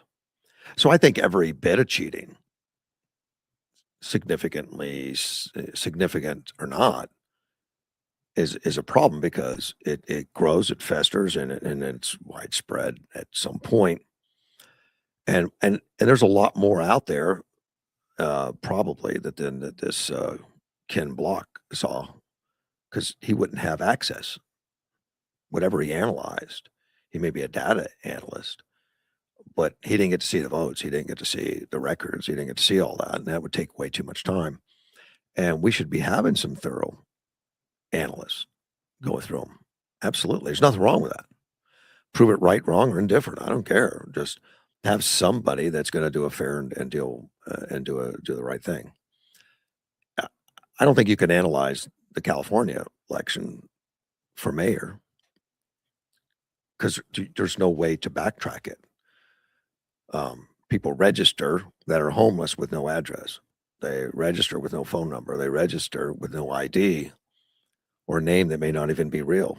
I mean, how do you prove it? You don't. California's very smart. I mean, they built into the system. You can cheat all you want to, and there's nobody that can say anything because you can't prove it.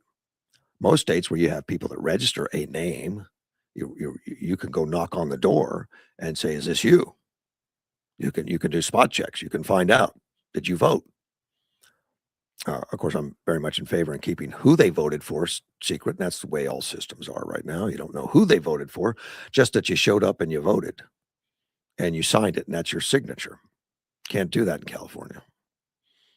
So they can never prove cheating in California, even though statistically, when you look at how that mayor's race went, in those late, and it took a month to count them.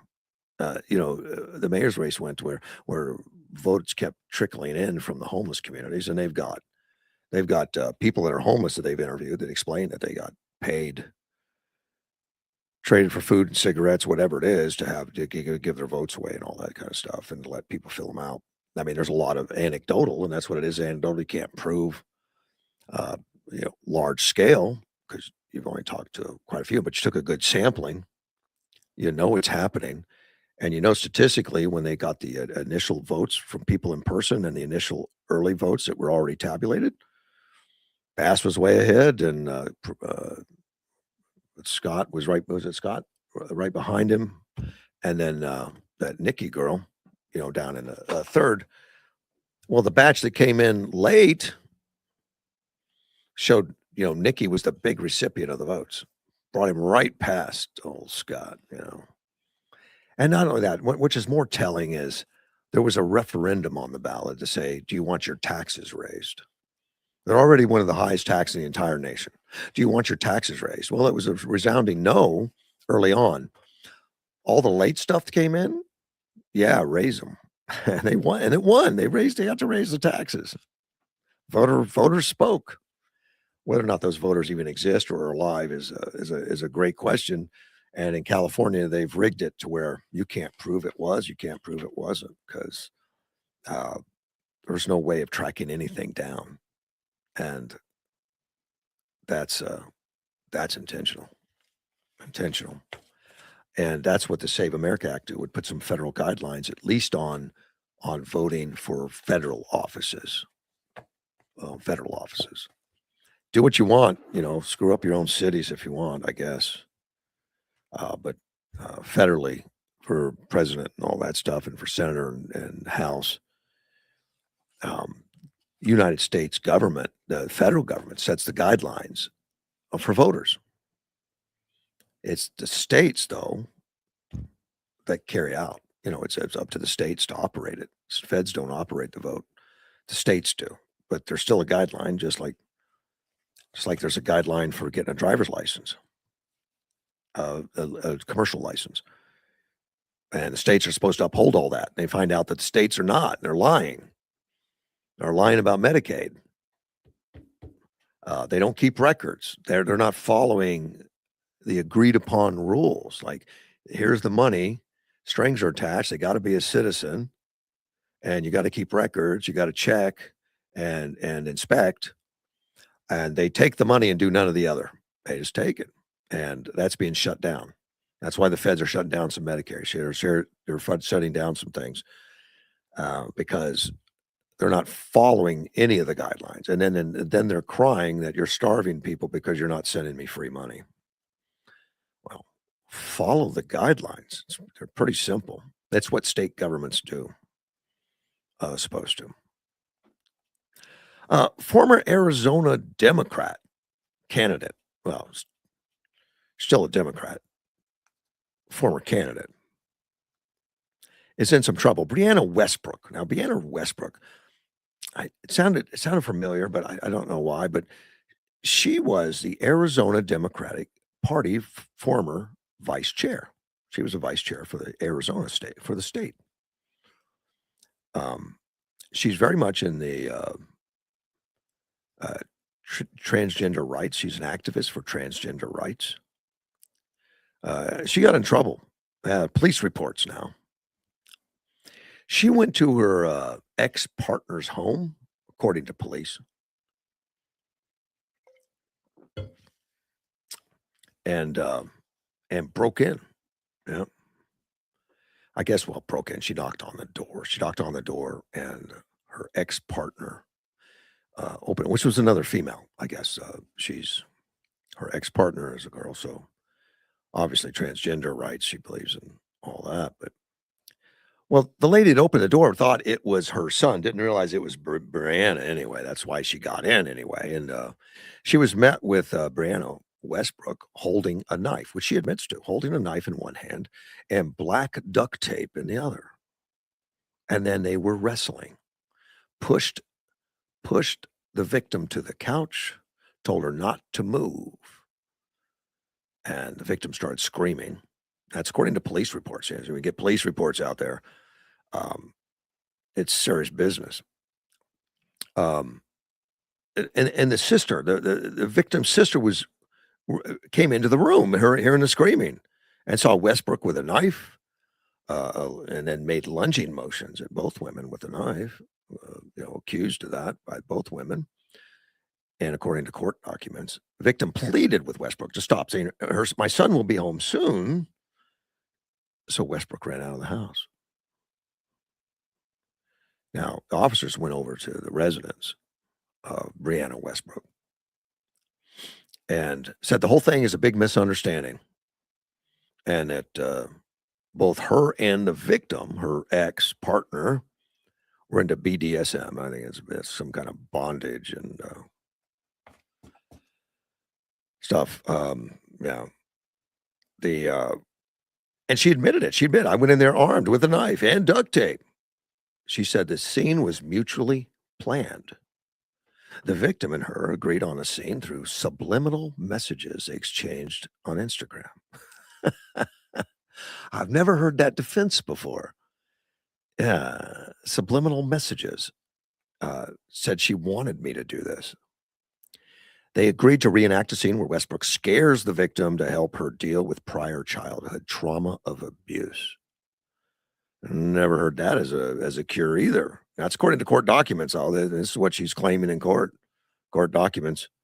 Westbrook was given a subliminal message on Instagram that the victim was ready to start the scene. Westbrook admitted she was going to the residence with a knife, knocking on the door, entering the residence while armed with a fake knife and tape. So I guess the knife was fake, so it's not a crime. No, it still is, I'm sure. Westbrook says she told the victim to sit on the couch. The witness then exited out of the room, interrupting the scene. Westbrook then left the residence. So I guess they're kind of agreeing on the whole incident. They're agreeing, both of them. A victim knows this, says I never agreed to recreating any BDSM scene. Westbrook's charged with a felony, third-degree burglary, aggravated assault using a simulated deadly weapon, as well as misdemeanor disorderly conduct. And apparently on the form that the police fill out, they wrote down that the suspect has a history of domestic violence. This is Brianna Westbrook, the former vice chair, the Arizona Democratic Party. Yeah, I don't know if they did a thorough background check on her before they put her in, or maybe that's what qualified her. I have no idea. But the frequency and intensity of such incidents has been increasing, according to the police, of her domestic violence. Wow. Well, that's another big transgender rights activist for you. If you wonder what they do in their off time, they get arrested. The next communist that's running for office on the Democrat ticket is Abdul El Sayed, I guess, in Michigan. They're putting a lot of hope and trust and money into him, this Abdul El Sayed. In fact, they're pulling out the big guns. Bernie Sanders and Ocasio-Cortez both going into Michigan to campaign for Abdul El-Sayed, who is self-described as a far-left candidate. The Sanders and Ocasio-Cortez will make 3 campaign stops with El-Sayed. And he was a former Wayne County Health Department director. He's running for Senate, the Democratic Senate primary. If elected, I think it would be the first Muslim in the Senate. The opponent, another Democrat, Representative Haley Stevens, recognized as a moderate lawmaker, backed long time by Democratic Senator leader Chuck Schumer. Now, see, Chuck Schumer is no longer far left. Chuck Schumer is seen as moderate at this point, I think. According to Democratic strategist Joe Cazell, what you're seeing here are 2 opposing forces of the Democratic Party. Both candidates offer very different visions of what the party and the country should look like. The stakes are monumentally high because these Democrats have to hold the seat in November. The winner of the August 4th Democratic primary will take the former Republican Mike Rogers, and he's on a glide path to the GOP nomination, so he doesn't have a lot of fierce competition. And this is an open seat. Senator Gary Peters, he's a Democrat now, is retiring. He's aged out or decided to take some vacation. He's off, but he's retiring. And the open seat is a top Republican target in the midterms. And it's a must hold for the Democrats. They want to win back the Senate. So they've got 2 versions of what they want to put forward. El-Sayed, a Muslim communist, and Haley Stevens, a moderate that's backed by Chuck Schumer. And the showdown became a 2-way race a couple of weeks ago because the other progressive state senator, Mallory McMorrow, backed out. Stevens currently has a 7-point lead. That's what Sanders and Ocasio-Cortez want to stop because they want a communist in there. El-Sayed, if he's elected, not only would he be the first Muslim senator, he's an epidemiologist who ran for governor once unsuccessfully.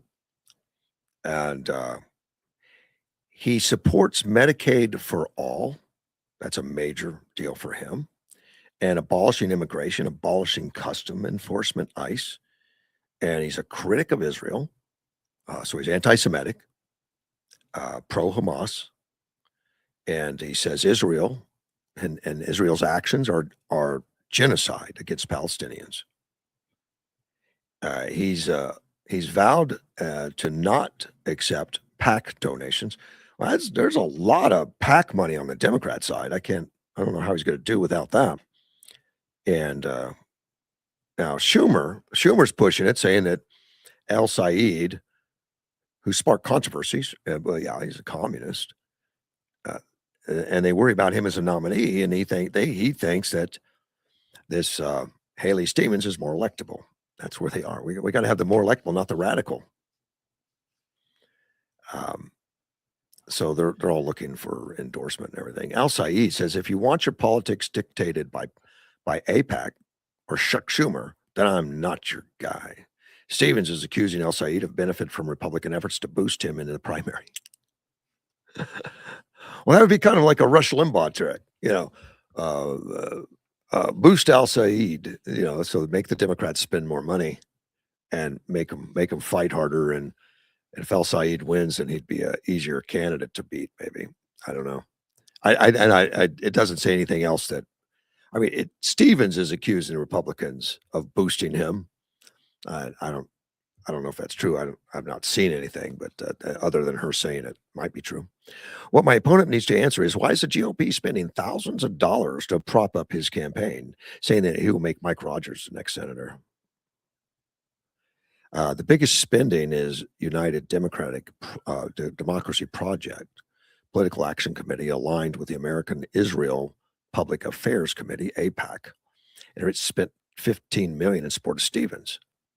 Of course, Stevens is anti-Semitic and anti the Israel. So yeah, AIPAC's going to want. So we're spending money on the Democrat, and I get it. Is the Jewish community spends a lot of money on the Democratic Party. They do, and it seems to be the Republicans that protect them, but they do that. Sanders says this is not a race between Abdul and Haley Stevens. It's about Abdul versus AIPAC, and that's Bernie Sanders. It's a billionaire-funded super PAC, and of course, anything when you put billionaire on it, it's supposed to be a negative. It's a negative to be a billionaire, of course. It's a billionaire-funded. It says a victory for El-Sayed over Stevens in the primary would give the far left a major win in the statewide stage. Further boost the momentum of the battle of the Democratic Party's future, which is true. The communist wing of the Democratic Party is pushing these things hard. That's why Ocasio-Cortez and Bernie's out there, as they want the Democratic Party to become majority socialist, majority communist. Matt Bennett, one of the leaders of the Third Way, a leading center-left Democratic organization, if such a thing exists anymore. They're putting warnings out already. They're emphasizing the results of Michigan is important. I don't think that even if El-Sayed wins, that means the National Party is moving dramatically to the left, as the left will insist if that happens. Some of this is idiocentric. There's a huge Arab American population in Michigan.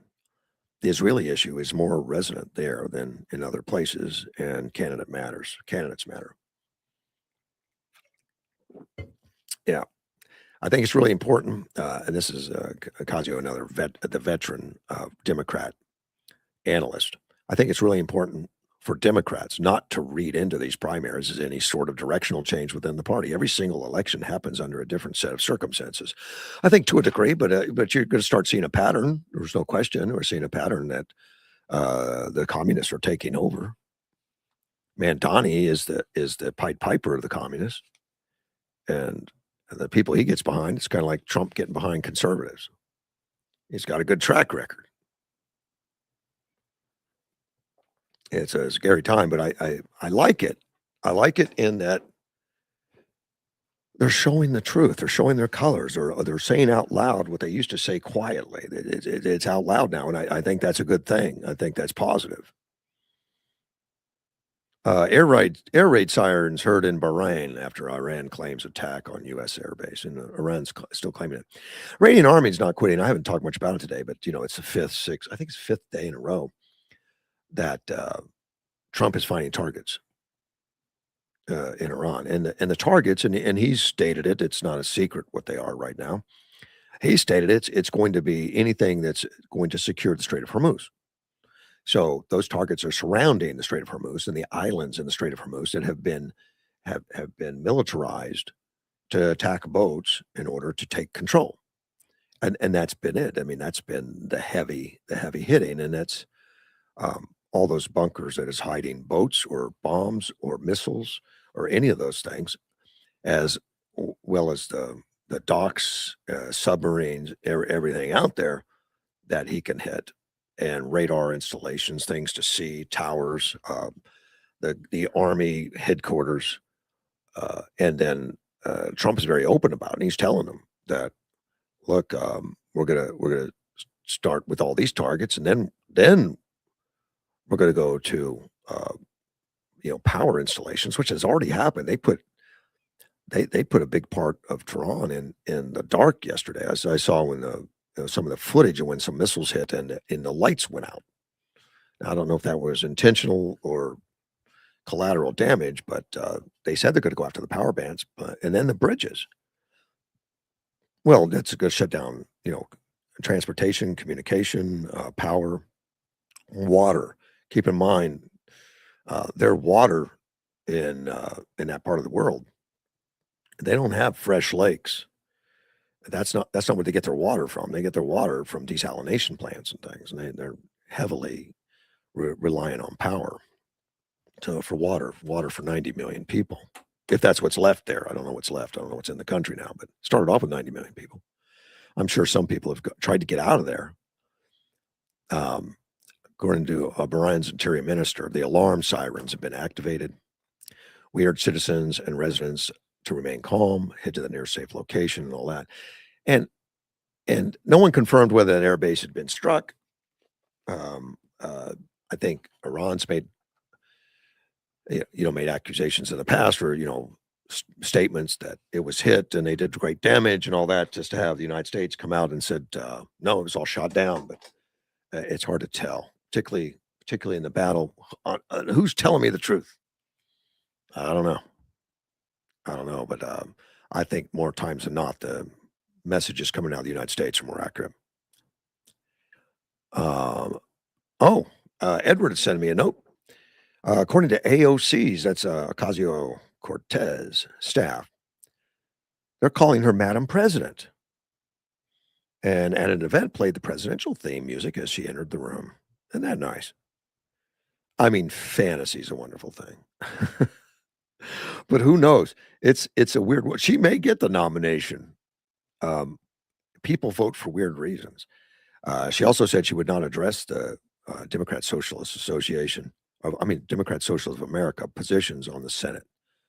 Because as she puts it, I am running for any other office than a governmental constitutional question. What? She's in the House right now. She's running for the House. And that's a government position. She takes an oath to the Constitution. Yeah, Edward puts that down there too. That she's not going to answer. And here's the reason.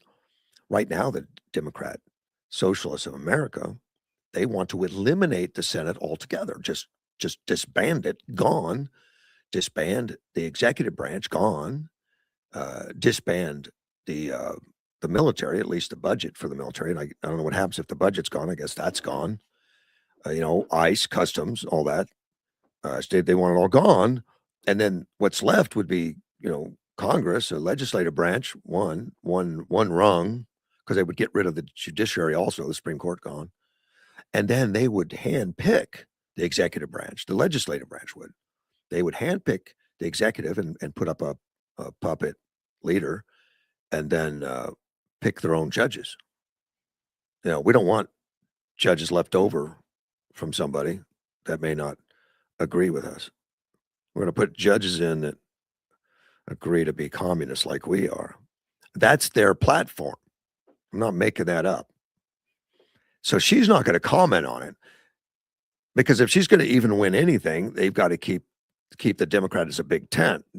And if she comments on the Senate thing, I guess she'd be taken aside one way or the other. I don't know if it's not smart. I don't know what it is. Survival. Question from another listener. Are Jews who are anti-Zionist, anti-Semitic? I would say so. Maybe people should remember that Palestinians are also Semitic through Ismail, Abraham's oldest son. He is considered the founding ancestor of Arabs. Yeah, he is. Palestinians.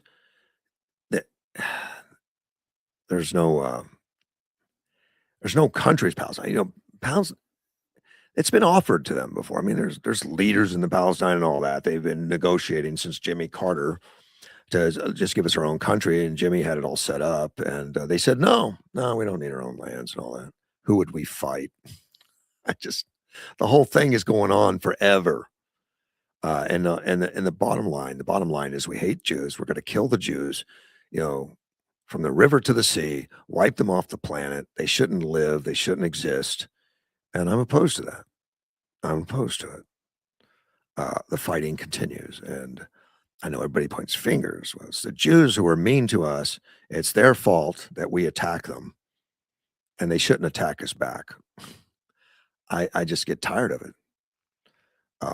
I know there's people that feel bad for people that live in Gaza and say, well, the Jews are mean to them and they attack them for rights. And I don't know what that means. I mean, the Jews pulled out of that Gaza and they said, it's yours, do what you want.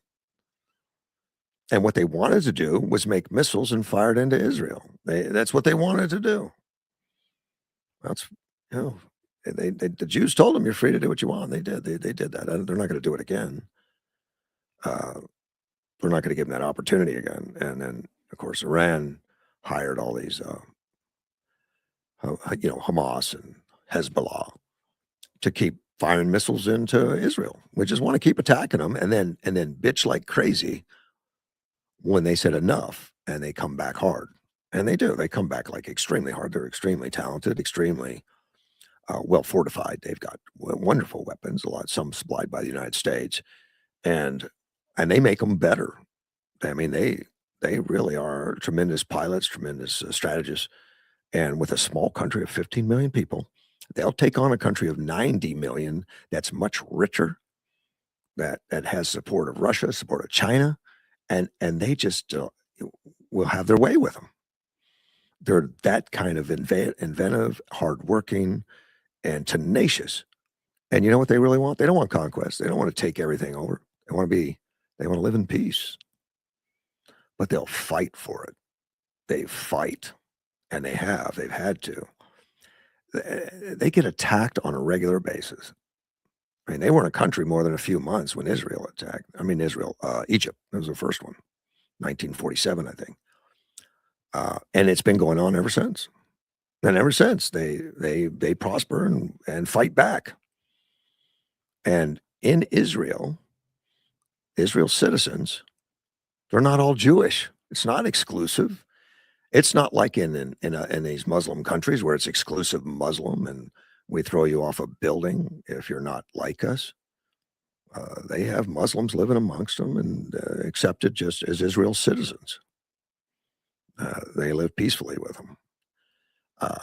It's hard for me not to have some feelings for the Jewish people, and that they want to be left. They don't want to fight. They weren't fighting in October when they were attacked. In fact, they put walls up between them and they try to guard the borders and make sure they stay secure. And those walls were broke down in October. And I think, was it 1,300, 1,600 Jews died, men, women, children, didn't matter, just randomly slaughtered, all at the direction of Iran, pulled off by Hamas and some by Hezbollah.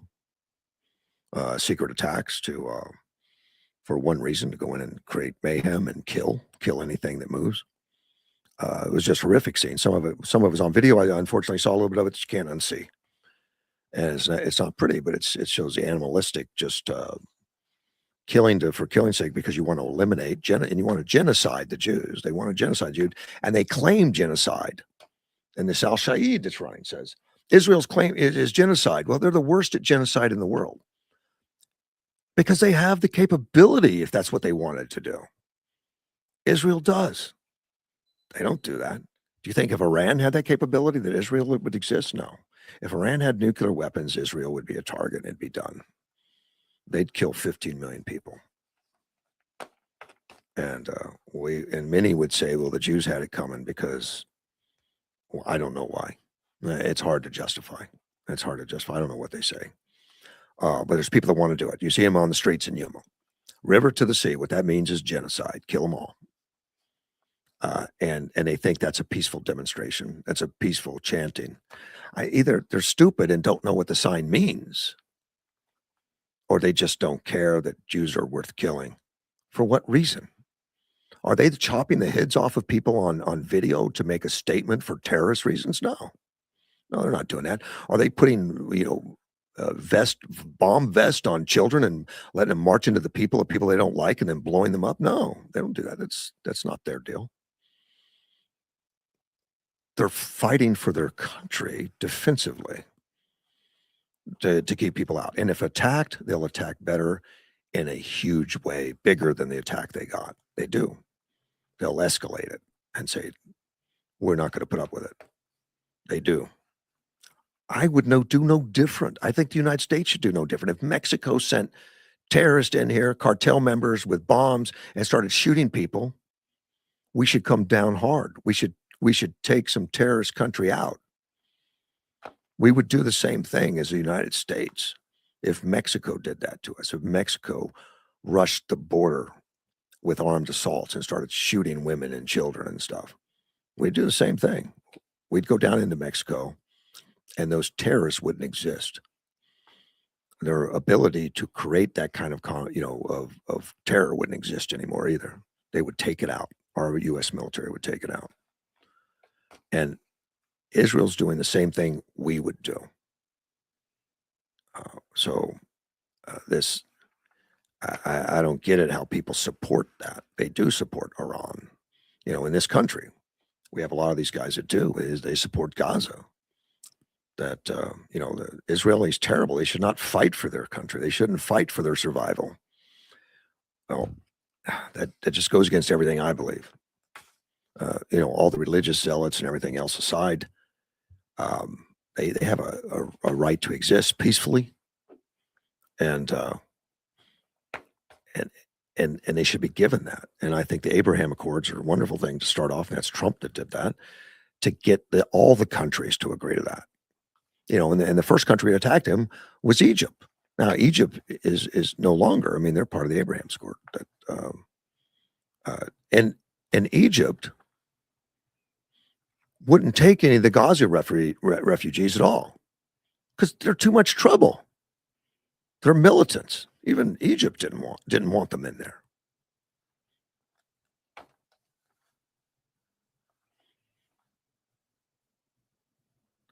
See, I want to talk about Taco Bell. Taco Bell. I guess I guess there's a problem.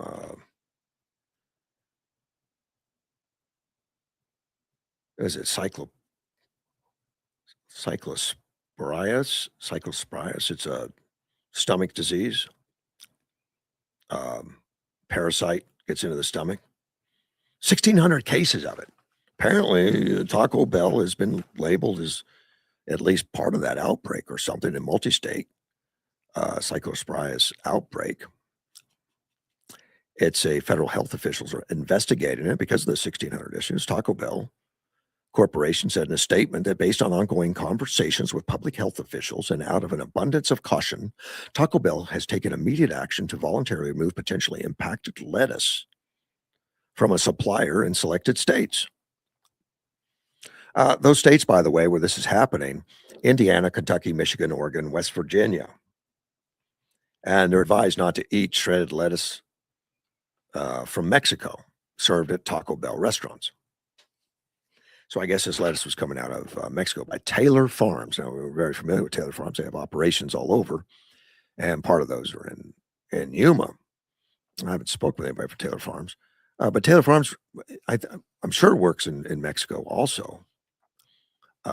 No idea. I hate when these things happen. It can happen. You hear about it every once in a while. It's something that happens like this.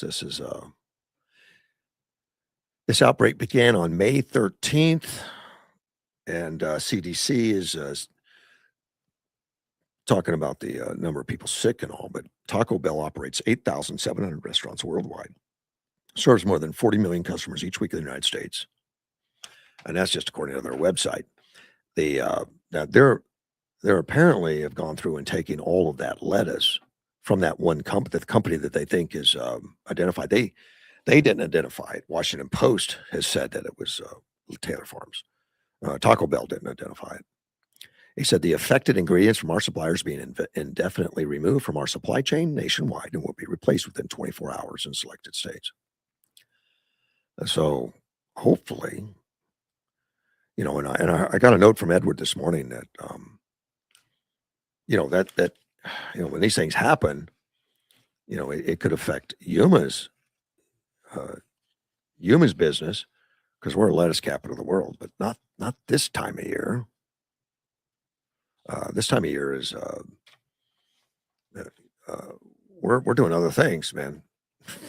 Cotton or something out there, cotton, wheat, and other things, because it's too hot to grow lettuce. We don't start growing lettuce until fall, like September or something. When they start putting lettuce out there. We're not doing it, but it could affect. I mean, when these things happen, people stop eating salads. Unfortunately, and this is probably an isolated thing, and it could be. And the way these lettuce farms work, at least in the United States, every load i- i- is marked. I mean, they know from every load the crates they pick up from what section of the farm, what section it's brought out of. You know, they keep great track of it because if anything happens, if there's any contamination, they want to be able to trace it back immediately and go after that kind of stuff. I mean, they're very health conscious in this industry, and I've seen it grow a lot since I've been here. I've lived here since '95, and you start seeing fencing around. They wear the boots, the headgear, the nets on the hair nets, and they're very health conscious. And this has got to scare these farmers more than anything. Like, oh no, even if it doesn't come from the United States, even if it doesn't come from Yuma, it doesn't matter. It's they see lettuce as lettuce, but it's not. But it says 94 people were hospitalized across 5 states because of it. So apparently, it's a uh, pretty sick. Now it's not like other food poisonings or a stomach bug. They call it a common viral stomach bug. The common viral stomach bug, they said, which includes abdominal pain, nausea, and watery diarrhea. Doesn't sound like a pleasant day, but uh, some patients lose appetite, fatigue, and weight. But the stomach bug can last 24 to 48 hours on a routine one that we've all had that bug before, imagine. And that's according to Dr. Kenneth Perry's emergency physician based in South Carolina. Cyclospora is different. It lasts longer with far more profound, watery, foul smelling diarrhea. Well, see, that even got worse. And abdominal cramping. I'm sorry, cramping. It is not routinely included in a standard stool testing, and many gastrointestinal PRC panels do not detect it. Diagnosis to diagnose it is by examining a stool specimen. Patients may need to submit several samples collected on different days, and even systematic people may not shed enough of the parasite for it to be readily detected per the above source. So it's a parasite. Uh, the suggestion here from the good doctor: primary care physician is often the best point of contact for patients seeking a diagnosis, as most routine stool tests performed in emergency departments do not screen for cyclospora. Family doctor can order the specialized test if it's suspected. Emergency departments is the appropriate setting for a treating downstream symptoms such as nausea, diarrhea, and dehydration. So apparently this can last a lot longer. It doesn't say how long it lasts actually. Uh, that but it could take a week after infection before you start getting the symptoms. Could take up to a week, a day to a week, it says, before you start getting these microscopic parasites that start spreading. It doesn't sound good.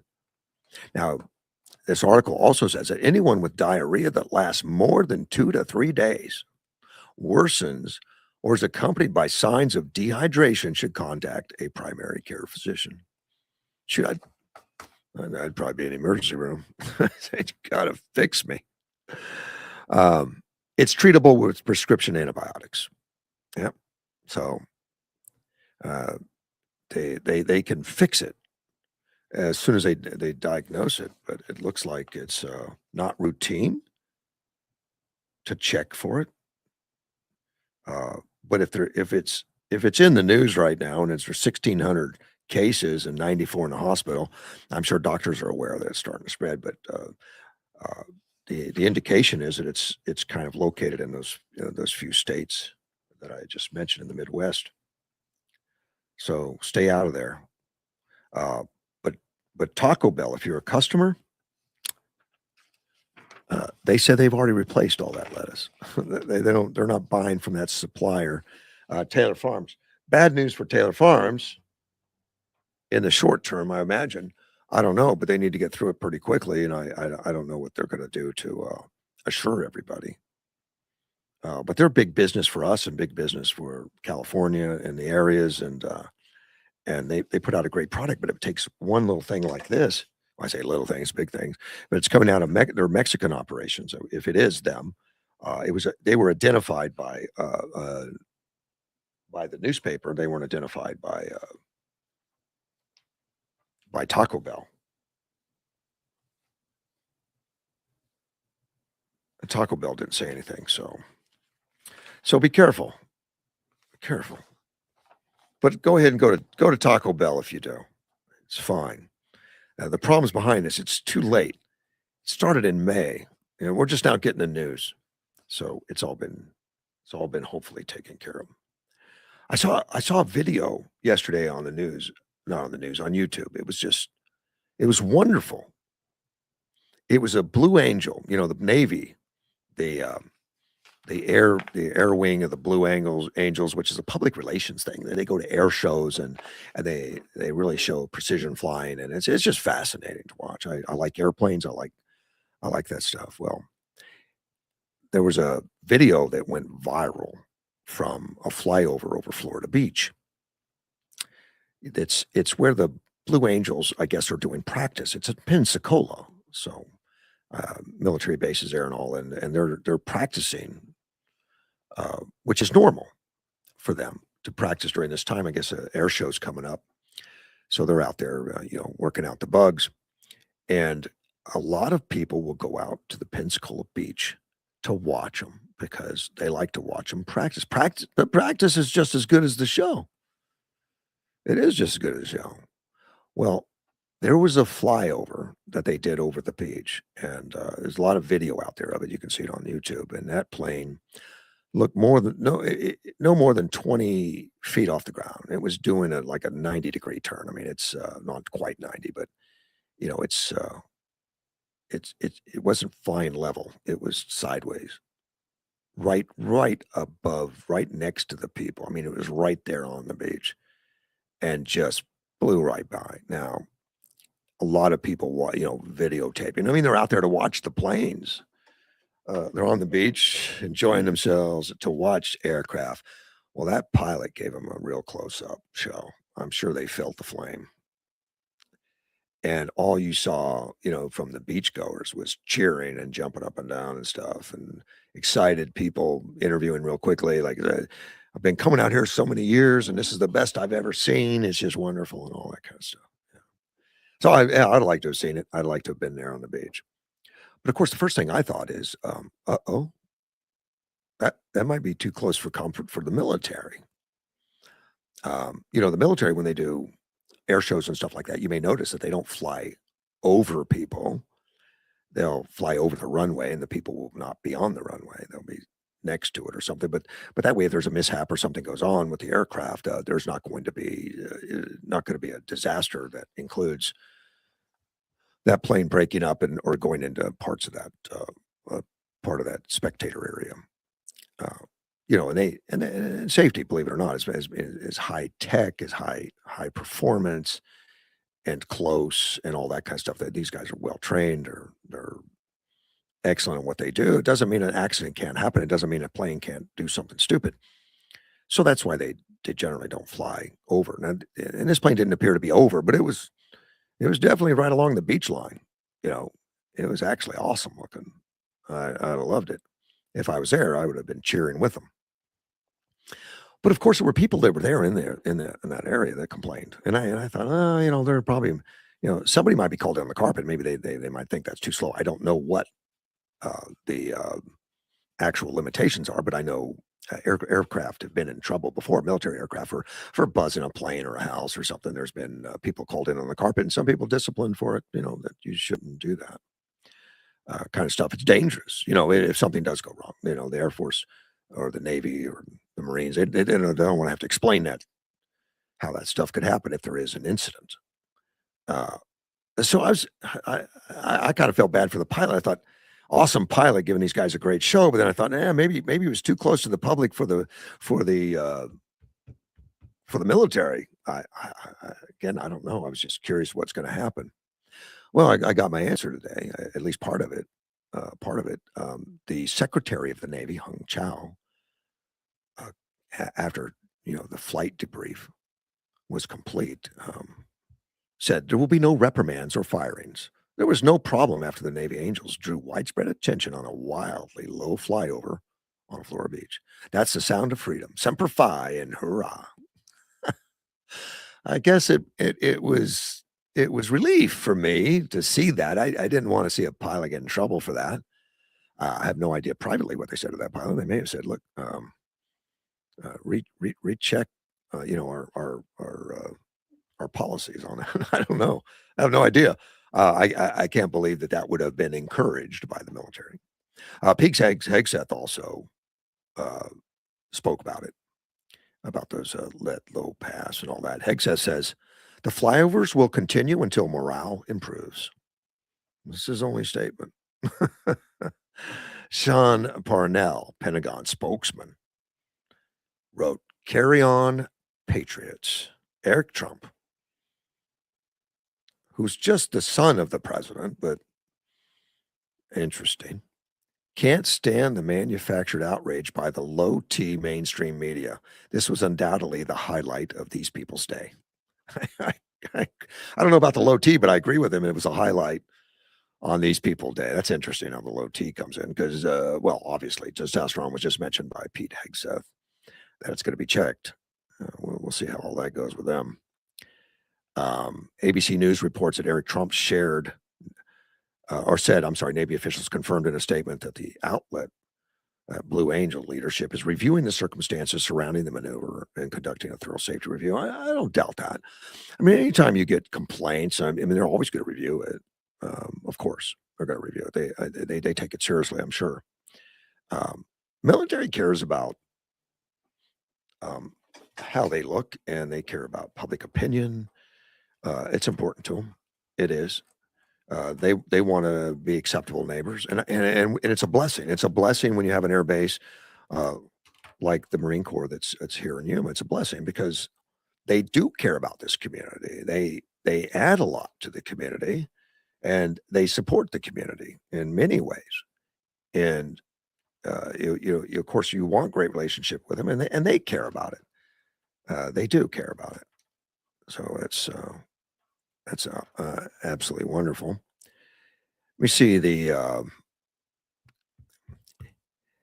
local news outlet reported that this year's event drew one of the largest crowds in recent memory. Just during the demonstration, this thing, it says, Casino Beach and quiet water parking lots filling by 7 a.m. Thousands lined the beach as the Blue Angels spent about 2 hours practicing. Brenda Bennett, who attended the event for decades, told the newspaper she'd never seen such a large crowd. It's been coming since 1997. And this is the best kept secret. I think it's a secret because there's more. I think the secret's out because there's more people here than normally. They're showing out. They love to put on a show for the breakfast crowd. You feel like they're so much closer. And we got to hear them talking on the radio. I don't know how they do that unless you tap in, I guess. And they do different maneuvers than they do for the show. And this is a recent America 250 celebration.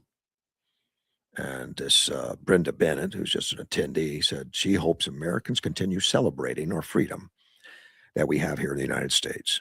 The Blue Angels are scheduled to practice again Thursday before public performances Friday and Saturday. Of course, today is Friday. Today is the public performance. They're going to do that. So I thought that was awesome. I hope none of the Blue Angels got in trouble, but they're giving quite the show, which is good. Even if it's practice, it is a show. Front page of the paper this morning, the mayor talks city administrator search. There's been a lot of talk about the city administrator. We don't have a city administrator right now. The last city administrator was fired or resigned under threat of firing one way or the other. I'm not sure what it was, but yeah, he was that road rage guy. Got mixed up with something with road rage and cut somebody off. I don't know, in a city car and then lied about it. It's just a mess. I was just like shocked that somebody would do those things, especially as administrator of the city. And that's been a few years ago. Now, Jay Symington took over right away Of course, he was the assistant right there, and he became the acting administrator. While they made decisions on what to do, and then what they decided to do was nothing. Yeah, the city didn't hire an administrator, and you can't name Jay administrator because he will not move into the city, and he has some personal reasons for that, and something to do with a wife and disruptions of the family and all that. That they want to stay where they are, but just outside the city limits, which, according to charter, is not legal. According to charter, a city administrator must live within the confines of the city, which makes sense. I mean, I like that part. I don't think that should be changed. I like that. They made an exception for it because the they didn't want to hire another city administrator right then. Jay Symington was doing the job, and they left it like it was. There's a lot of controversy about that because some people thought, well, we need to have an administrator, and I've heard a lot of it, and people came to me and said I should be talking about it because Jay Symington is not an administrator. He's not doing the work that an administrator does. Administrator wants to move forward and all that, and Jay may be just laying back and not doing things. He may be laying back and not expanding and doing the things that's necessary to think ahead for the city. So I did sit down and talk to the mayor about that. And the mayor showed me some projects and some stuff that's what they're working on at the time, and said, it's just not true. He's getting all that done, and the plans are to have an administrator, but they're not ready to do that at this point. And so I didn't say anything about it. I agreed with him that it is working out, and Jay Simonton's a great guy, knows his job, and he is doing it. So I got some confirmation that all that was happening. I didn't really get involved in it. But he's retiring. Jay Simonton's retiring in March.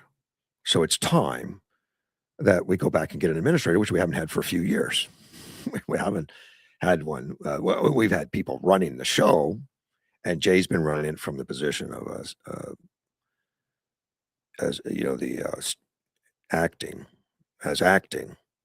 I guess a lot of the Trump administration is running on acting, like acting attorney generals and stuff, until you get them confirmed, until you get the right people. And that's what the city's been going through for a little while. Doug Nichols, our current mayor, whom I think we're blessed to have, Doug Nichols, says he did a newspaper article, I guess he was interviewed by the newspaper, says, explaining that they are going to do a city administrator search. And and it needs to be done. And I think they'll do a thorough job. There's some processes in that I disagree with, and I'll talk about that. But what Doug Nichols says, we're not taking applications yet because we haven't written a job description. So there's no applications at this point, but there'll definitely be something to encourage. Something we encourage, applications. But at the end of the day, the city council and I want the best possible candidate we can get for the people of Yuma. I agree with all that, doing the best possible. And he says, we have done interviews with council members and we're doing the public survey. We take that all together to revise the job description to relevant to today, and then it gets put out publicly for a period of time. I agreed. You take the old job description, whatever it was, go through it and say, is this all correct? Is this up to date? Is this what we need to do? Something we need to change? And you ask for public comment and all that. So if you're in the public and you see something in that description you'd like to add or subtract, they do listen. So it's time to do that. Nichols says, I believe when we get down to the final candidates, we will be doing some sort of public meeting again, which they did last time. I think they got down to the top 3, and they had an open house where they brought the top 3 in, and you got a chance to meet them, shake hands, and give your opinion. My fact checker, Edward, wants to fill out an application to come be the city administrator. I would oppose that right now. I think Edward is just too spoiled. He has too many great people around him. I don't think we're powerful enough to satisfy his needs. I think Edward's used to having, he's spoiled. I think he's got wonderful people. So I don't know if we can handle his kind of demand. I don't know. We'll have to see. But the interview process will still be behind closed doors. And there's no schedule yet. They haven't decided when. It's coming up, though. I mean, obviously, with March, it's going to come up. The thing I don't like during the search is when they hire these professional guys to go out and do the searching. I've I've been involved in with the hospital. I've been involved with the county and a lot of others, and I've held positions on boards where we've hired these people. I say these people, these kinds of organizations. I mean, they're all different. You can have good and bad in any organization. But what I discovered, and unfortunately, when I was with the hospital, we hired a CEO, and we hired a search team to do it because we're not qualified as board members, really to go out in the nation and find the best candidate. Well, that's what they do. They search people. They'll sit down with each board member and interview them as to what are you looking for in an administrator, which sounds like the right thing to do, and I imagine it most likely probably is the right thing to do. What they do with it may or may not be the right thing to do. And what I think happened in the hospital is they listened to all the board members on what direction we were looking to take the hospital, what our dreams were for the hospital, what we were looking for in the next 5-10 years, and where we wanted to grow and how we wanted to grow it, what expertise we were looking for, and that's in that new administrator, the CEO. All fine and good. Then they go out supposedly to find the candidate that's going to fit that. But what I found out was they trained the candidate to display those values. Yeah. We ended up with a guy that came into the hospital, and we gave some very, very specifics. We had 12 people on the board that were very engaged and very aware of where we wanted to go, very unified in where we wanted to go, and portrayed that during the interview process. And he portrayed, I mean, he mirrored it right back at us that's who he was. He was that guy. He spent a year after we hired him, a year in the hospital doing something totally radically different than that. Totally radically different. And what I find out is that these administrators, of course, they want to place it. They make money by placing people, which is all fine and good. That's the way the industry works. They place them. But I felt like they trained these guys to be who we wanted versus finding the guy that we did need and want. So we had to fire him. I mean, he's not a bad guy. He was just bad for us. He wasn't on the same page with us. Well, I had doctor revolts, man. I had doctors calling me at night, on what he was doing, and it was unacceptable. And we were getting outraged and all that. And we had to hold meetings about it and said, look, we made a mistake. We should have hired the local guy that had been on the hospital board. I mean, been on the hospital as he was the financial advisor or the CFO for quite a few years. Pat Waltz. Pat Waltz was a wonderful guy.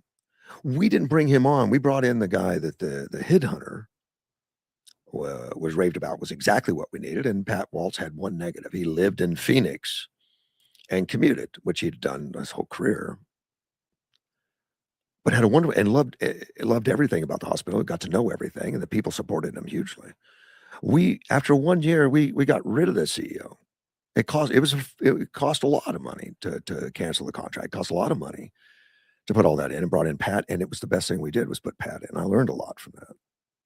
Be skeptical of these organizations, go out and do the headhunting. I mean, are they really bringing me the guy I want, or are they bringing me the guy they want, and they've trained him to emulate that? Tough to do at times, I guess. It's not easy. But I've seen it now that I'm watching for it. I see where cities or counties or whatever they all fall trapped to the same thing, because I think these headhunters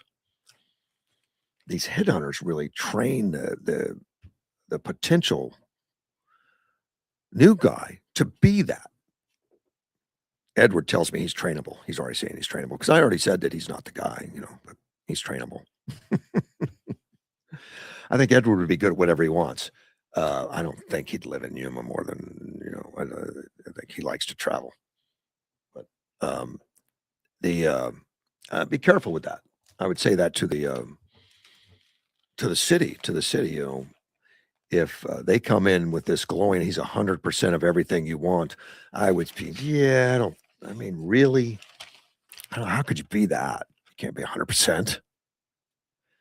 Well, on this search, they say the first step is going to be the survey, adding that the council approves a $35,000 contract with a consultant that specializes in conducting this type of surveys. The more responses to the survey, the better. Also, and the survey would, you know, so hopefully people in the community do that.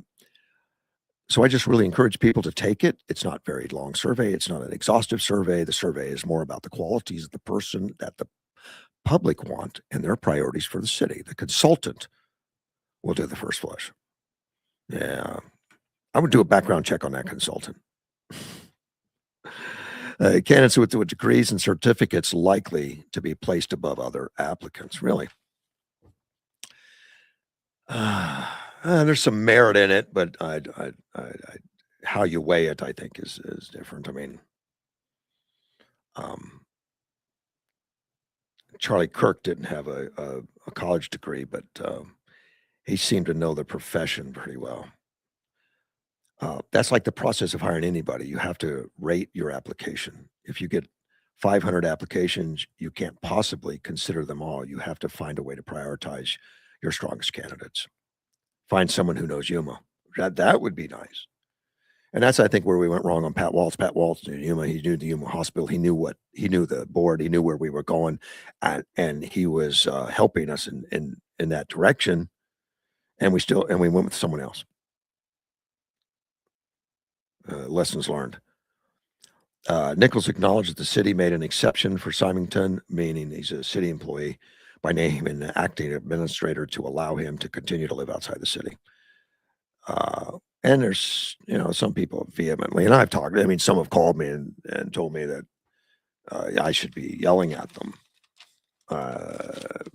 And because in the charter, in the city charter, it says the administrator will live in the city now, and to call the administrator an acting so that he doesn't have to live in the city, it's finding a way around the rule. I understand. But I understand the rationale behind it, the reasons. He was already there, and it kind of they went without a city administrator for a while. Is what they did. I think the city's charter, and see, they're acknowledging about the city's charter, and the candidate, whomever you have hired, would live in the city of Yuma. So Doug's been hearing it from people that you should follow the charter. Which they did. They never named him the administrator. They worked around it, though. And that's a fact. And that bothered a lot of people. And me when I first heard it.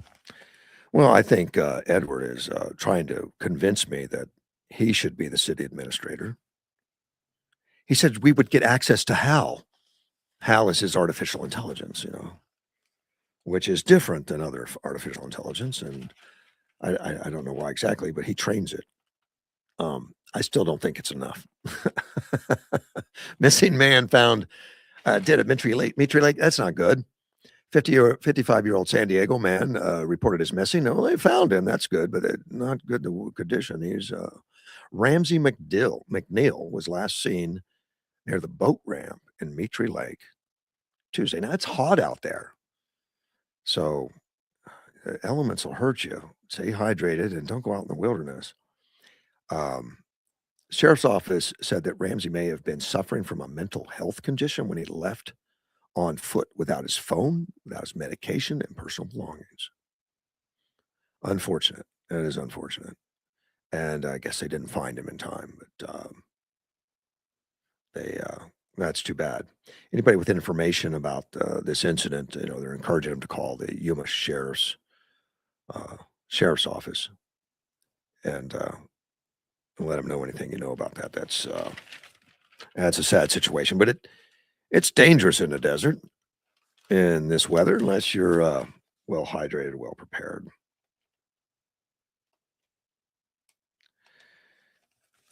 Okay, something of a on voting day. Let me just mention that today is last day to vote early. You can vote early. You can go downtown to the old city hall, county or building, the old county building, right across the street from the new building. There's a temporary voting machines in there and all that. And there are great people in there to take care of you. In fact, I was just in there yesterday talking to them. Today's the last day, but they're going to be open till 7 o'clock tonight. So if you get off at 5 and you say I can never make it during the day, sweep by there and go at 5. Now, something I find confusing is this is the last day of early voting is today. But if it's an emergency, there's an emergency voting center opening on the same, tomorrow. Not an early voting, an emergency voting. And David Laura is there to display it. He's our Yuma County recorder. Voters who are unable to go to the polls for the primary election on Tuesday will be able to cast an emergency ballot Saturday, Sunday, or Monday. Now, what the hell does that mean? That's what early voting is. Now it's 3 days to go, so it's an emergency. I don't know the distinction on the changing the name of it. I'm sure David Laura will explain it to me. I didn't call him yet, but said the voting center at the former Board of Supervisors Auditorium, which is right across the street from the new county building. You can go in there to vote on July 18th, which is Saturday, Sunday, and Monday, July 20th. People who are unable to go out and vote on Tuesday can do so earlier in an emergency voting days. These resources were created so they are not left without the opportunity to vote. Well, that's what the early voting was for, David. Why don't you just call it an extension of the early voting? I'm sure there's a reason. I don't know what it is yet. I haven't talked to him. I could guess. But today you can go till 7 o'clock. And it looks like you can't vote early after that, but you can vote emergency. I think the outcome is the same. I think so. I think it's ridiculous to go from early to emergency. But whatever the reason is, I'll find out eventually. Why they call it that. Judges allowing the GOP legislatures to defend Arizona border law. And I'll tell you what, that's kind of weird. But we've got an attorney general, Chris Mays, which I personally don't support. She's ideologically totally different than me. She's more on the left-wing communist side. And it shows up when she decides which issues to litigate and which issues not to litigate. And attorney generals have some of that freedom to do those kind of things. You vote them in. She won in a mandate. Was at 300 votes she won by on a voting cycle that was suspect at best. But that's her job anyway.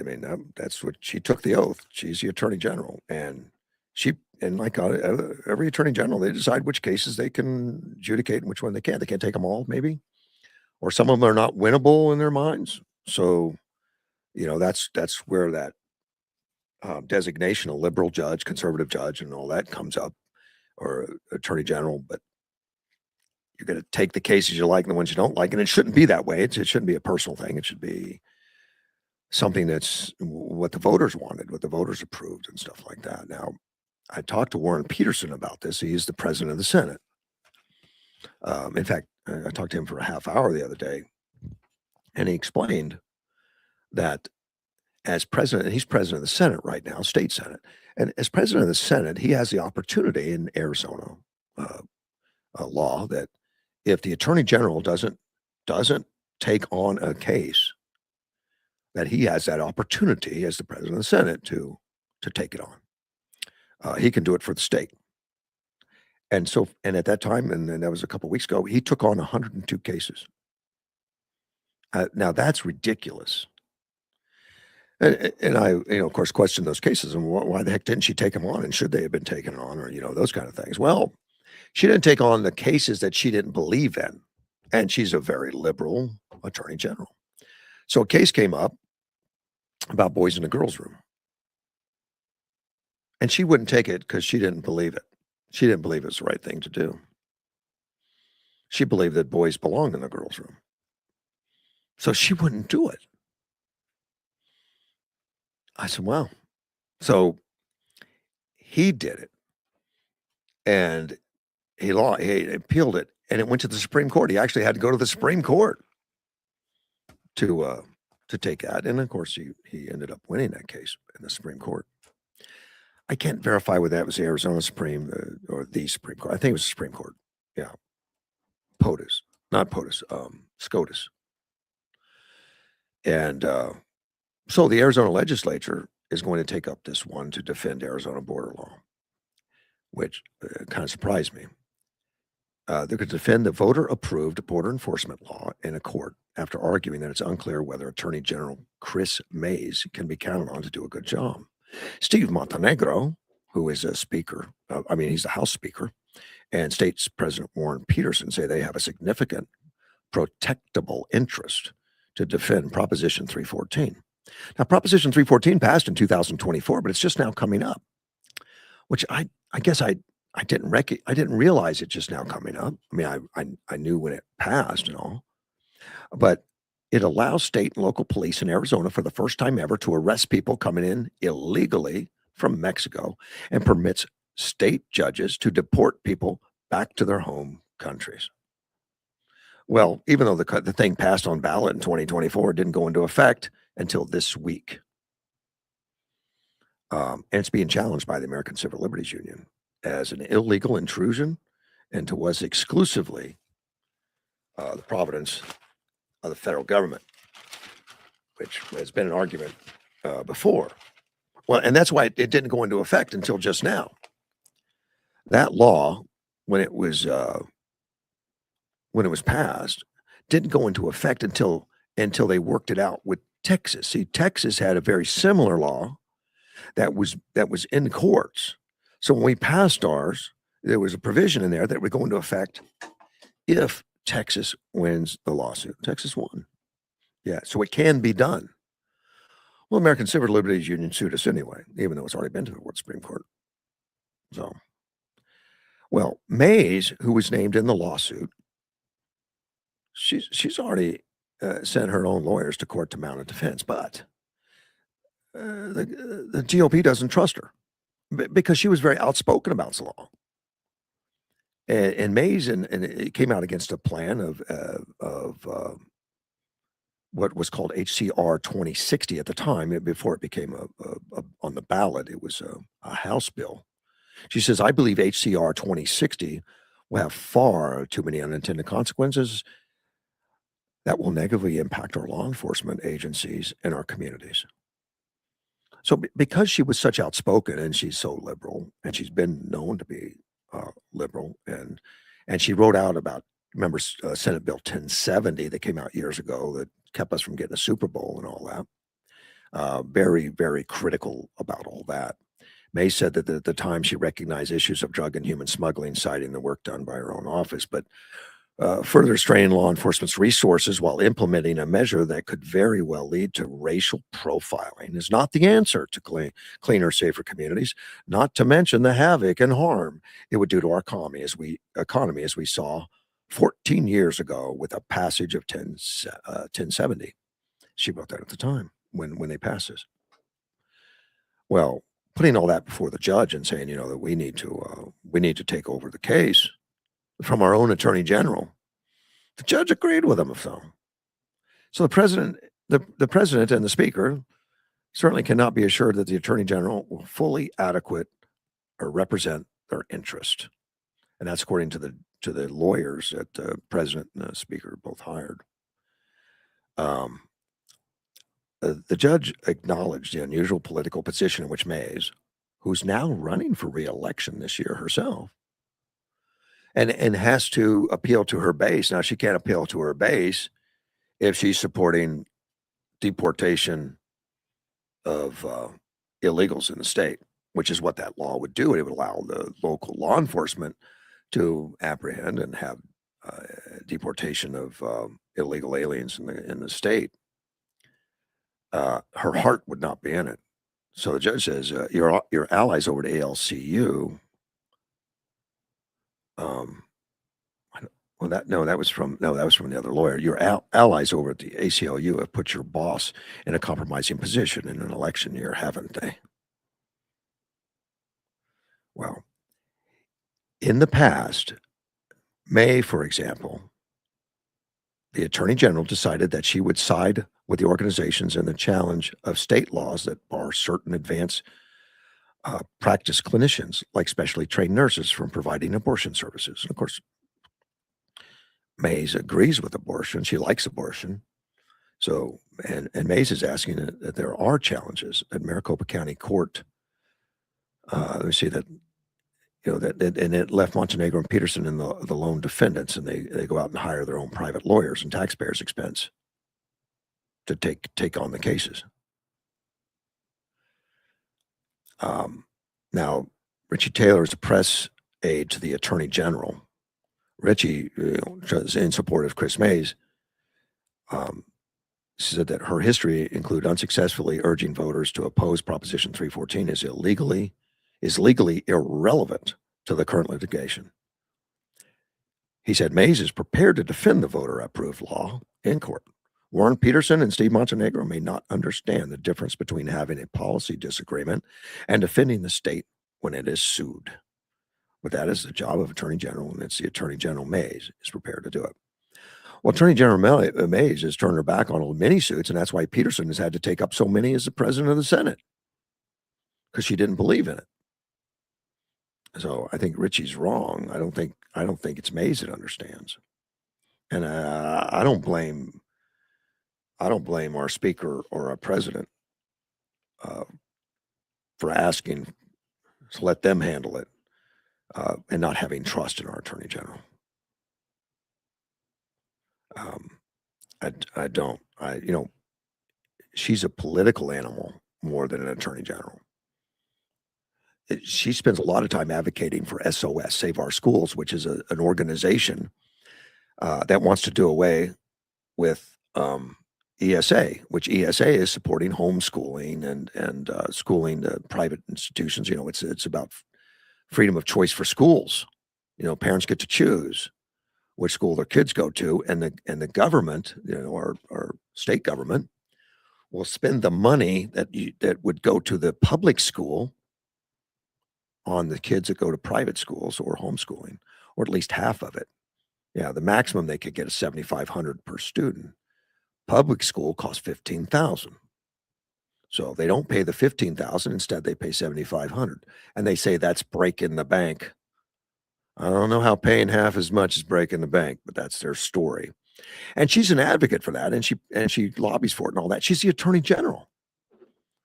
I just think it's out of bounds to start doing that stuff politically and to say things like it's breaking the bank and it's going to bankrupt the state.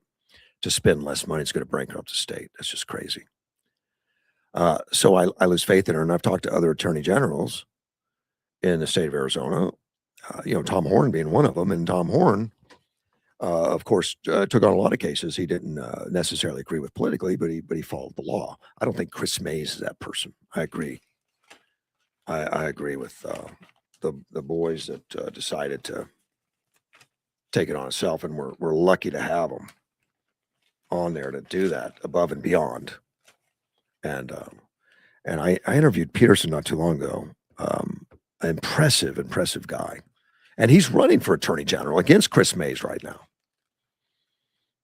Warren Peterson is, and he's been doing part of her job for the last 2 years. He's been taking on cases and taking them on. So impressive that he's doing all that and getting it done for the state of Arizona. I kind of like it. Let me see. Emergency voting, I got all that done. The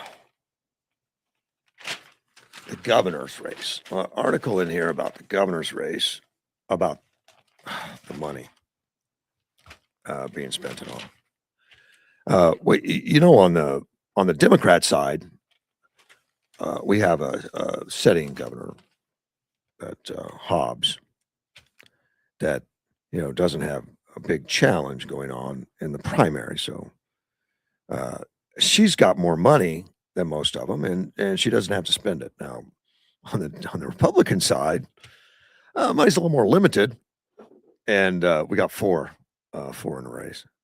and this article goes a little bit through that. But David Schweikert says he's burned, and I like David. He's a congressman. He's not polling well. Great man, good man, but I don't think he's going to get past Andy Biggs. I think Andy Biggs is a front runner by a lot, and his opponents, and I say his opponents are three. It's four people running, but out of the four people, three of them are just running against Andy. If that tells you anything. Andy seems like he's far enough out in front that the three that are running are saying why they're better than Andy. The other three are saying that why this is why I'm better than Andy. That tells you something. But Schweigert spent 1.2 million in it already, and then he had about 534 in donations, and he had another 572 moved from his prior congressional campaigns. He's been around for a while. He's been a congressman, a good county congressman. I like him. And 99,000 of his own money. Congress pays well, so he can support that. He can put that in. So now what he has left on June is 42,000 in the bank. So this is all going in right now during the primary. Keep in mind, Hobbs, I think they said something about $7 million in her war chest and she's just going to the general. And it's not that she's not spending money now. She is. Okay. Hobbs has been all over the airwaves, spending about 6.5 million on TV and other advertising, trying to reach independent and some Republican voters with a mix of ads touting that she said are economic wins for the state and her willingness to work across the political aisle with the Republicans-controlled legislature. Well, I know a lot of Republicans in the legislature, and I've talked to them, and she's not all that willing. It's been tough, budget-wise and everything, and she's been really fighting that ESA thing. She hates school choice. She's all pro-union. AEA that wants that. I think it's AEA. She wants the unions to have control of all of it. And although we're a right to work state, not every teacher's in the union, but the union's still very big in the school system. But she still has $7 million in the bank.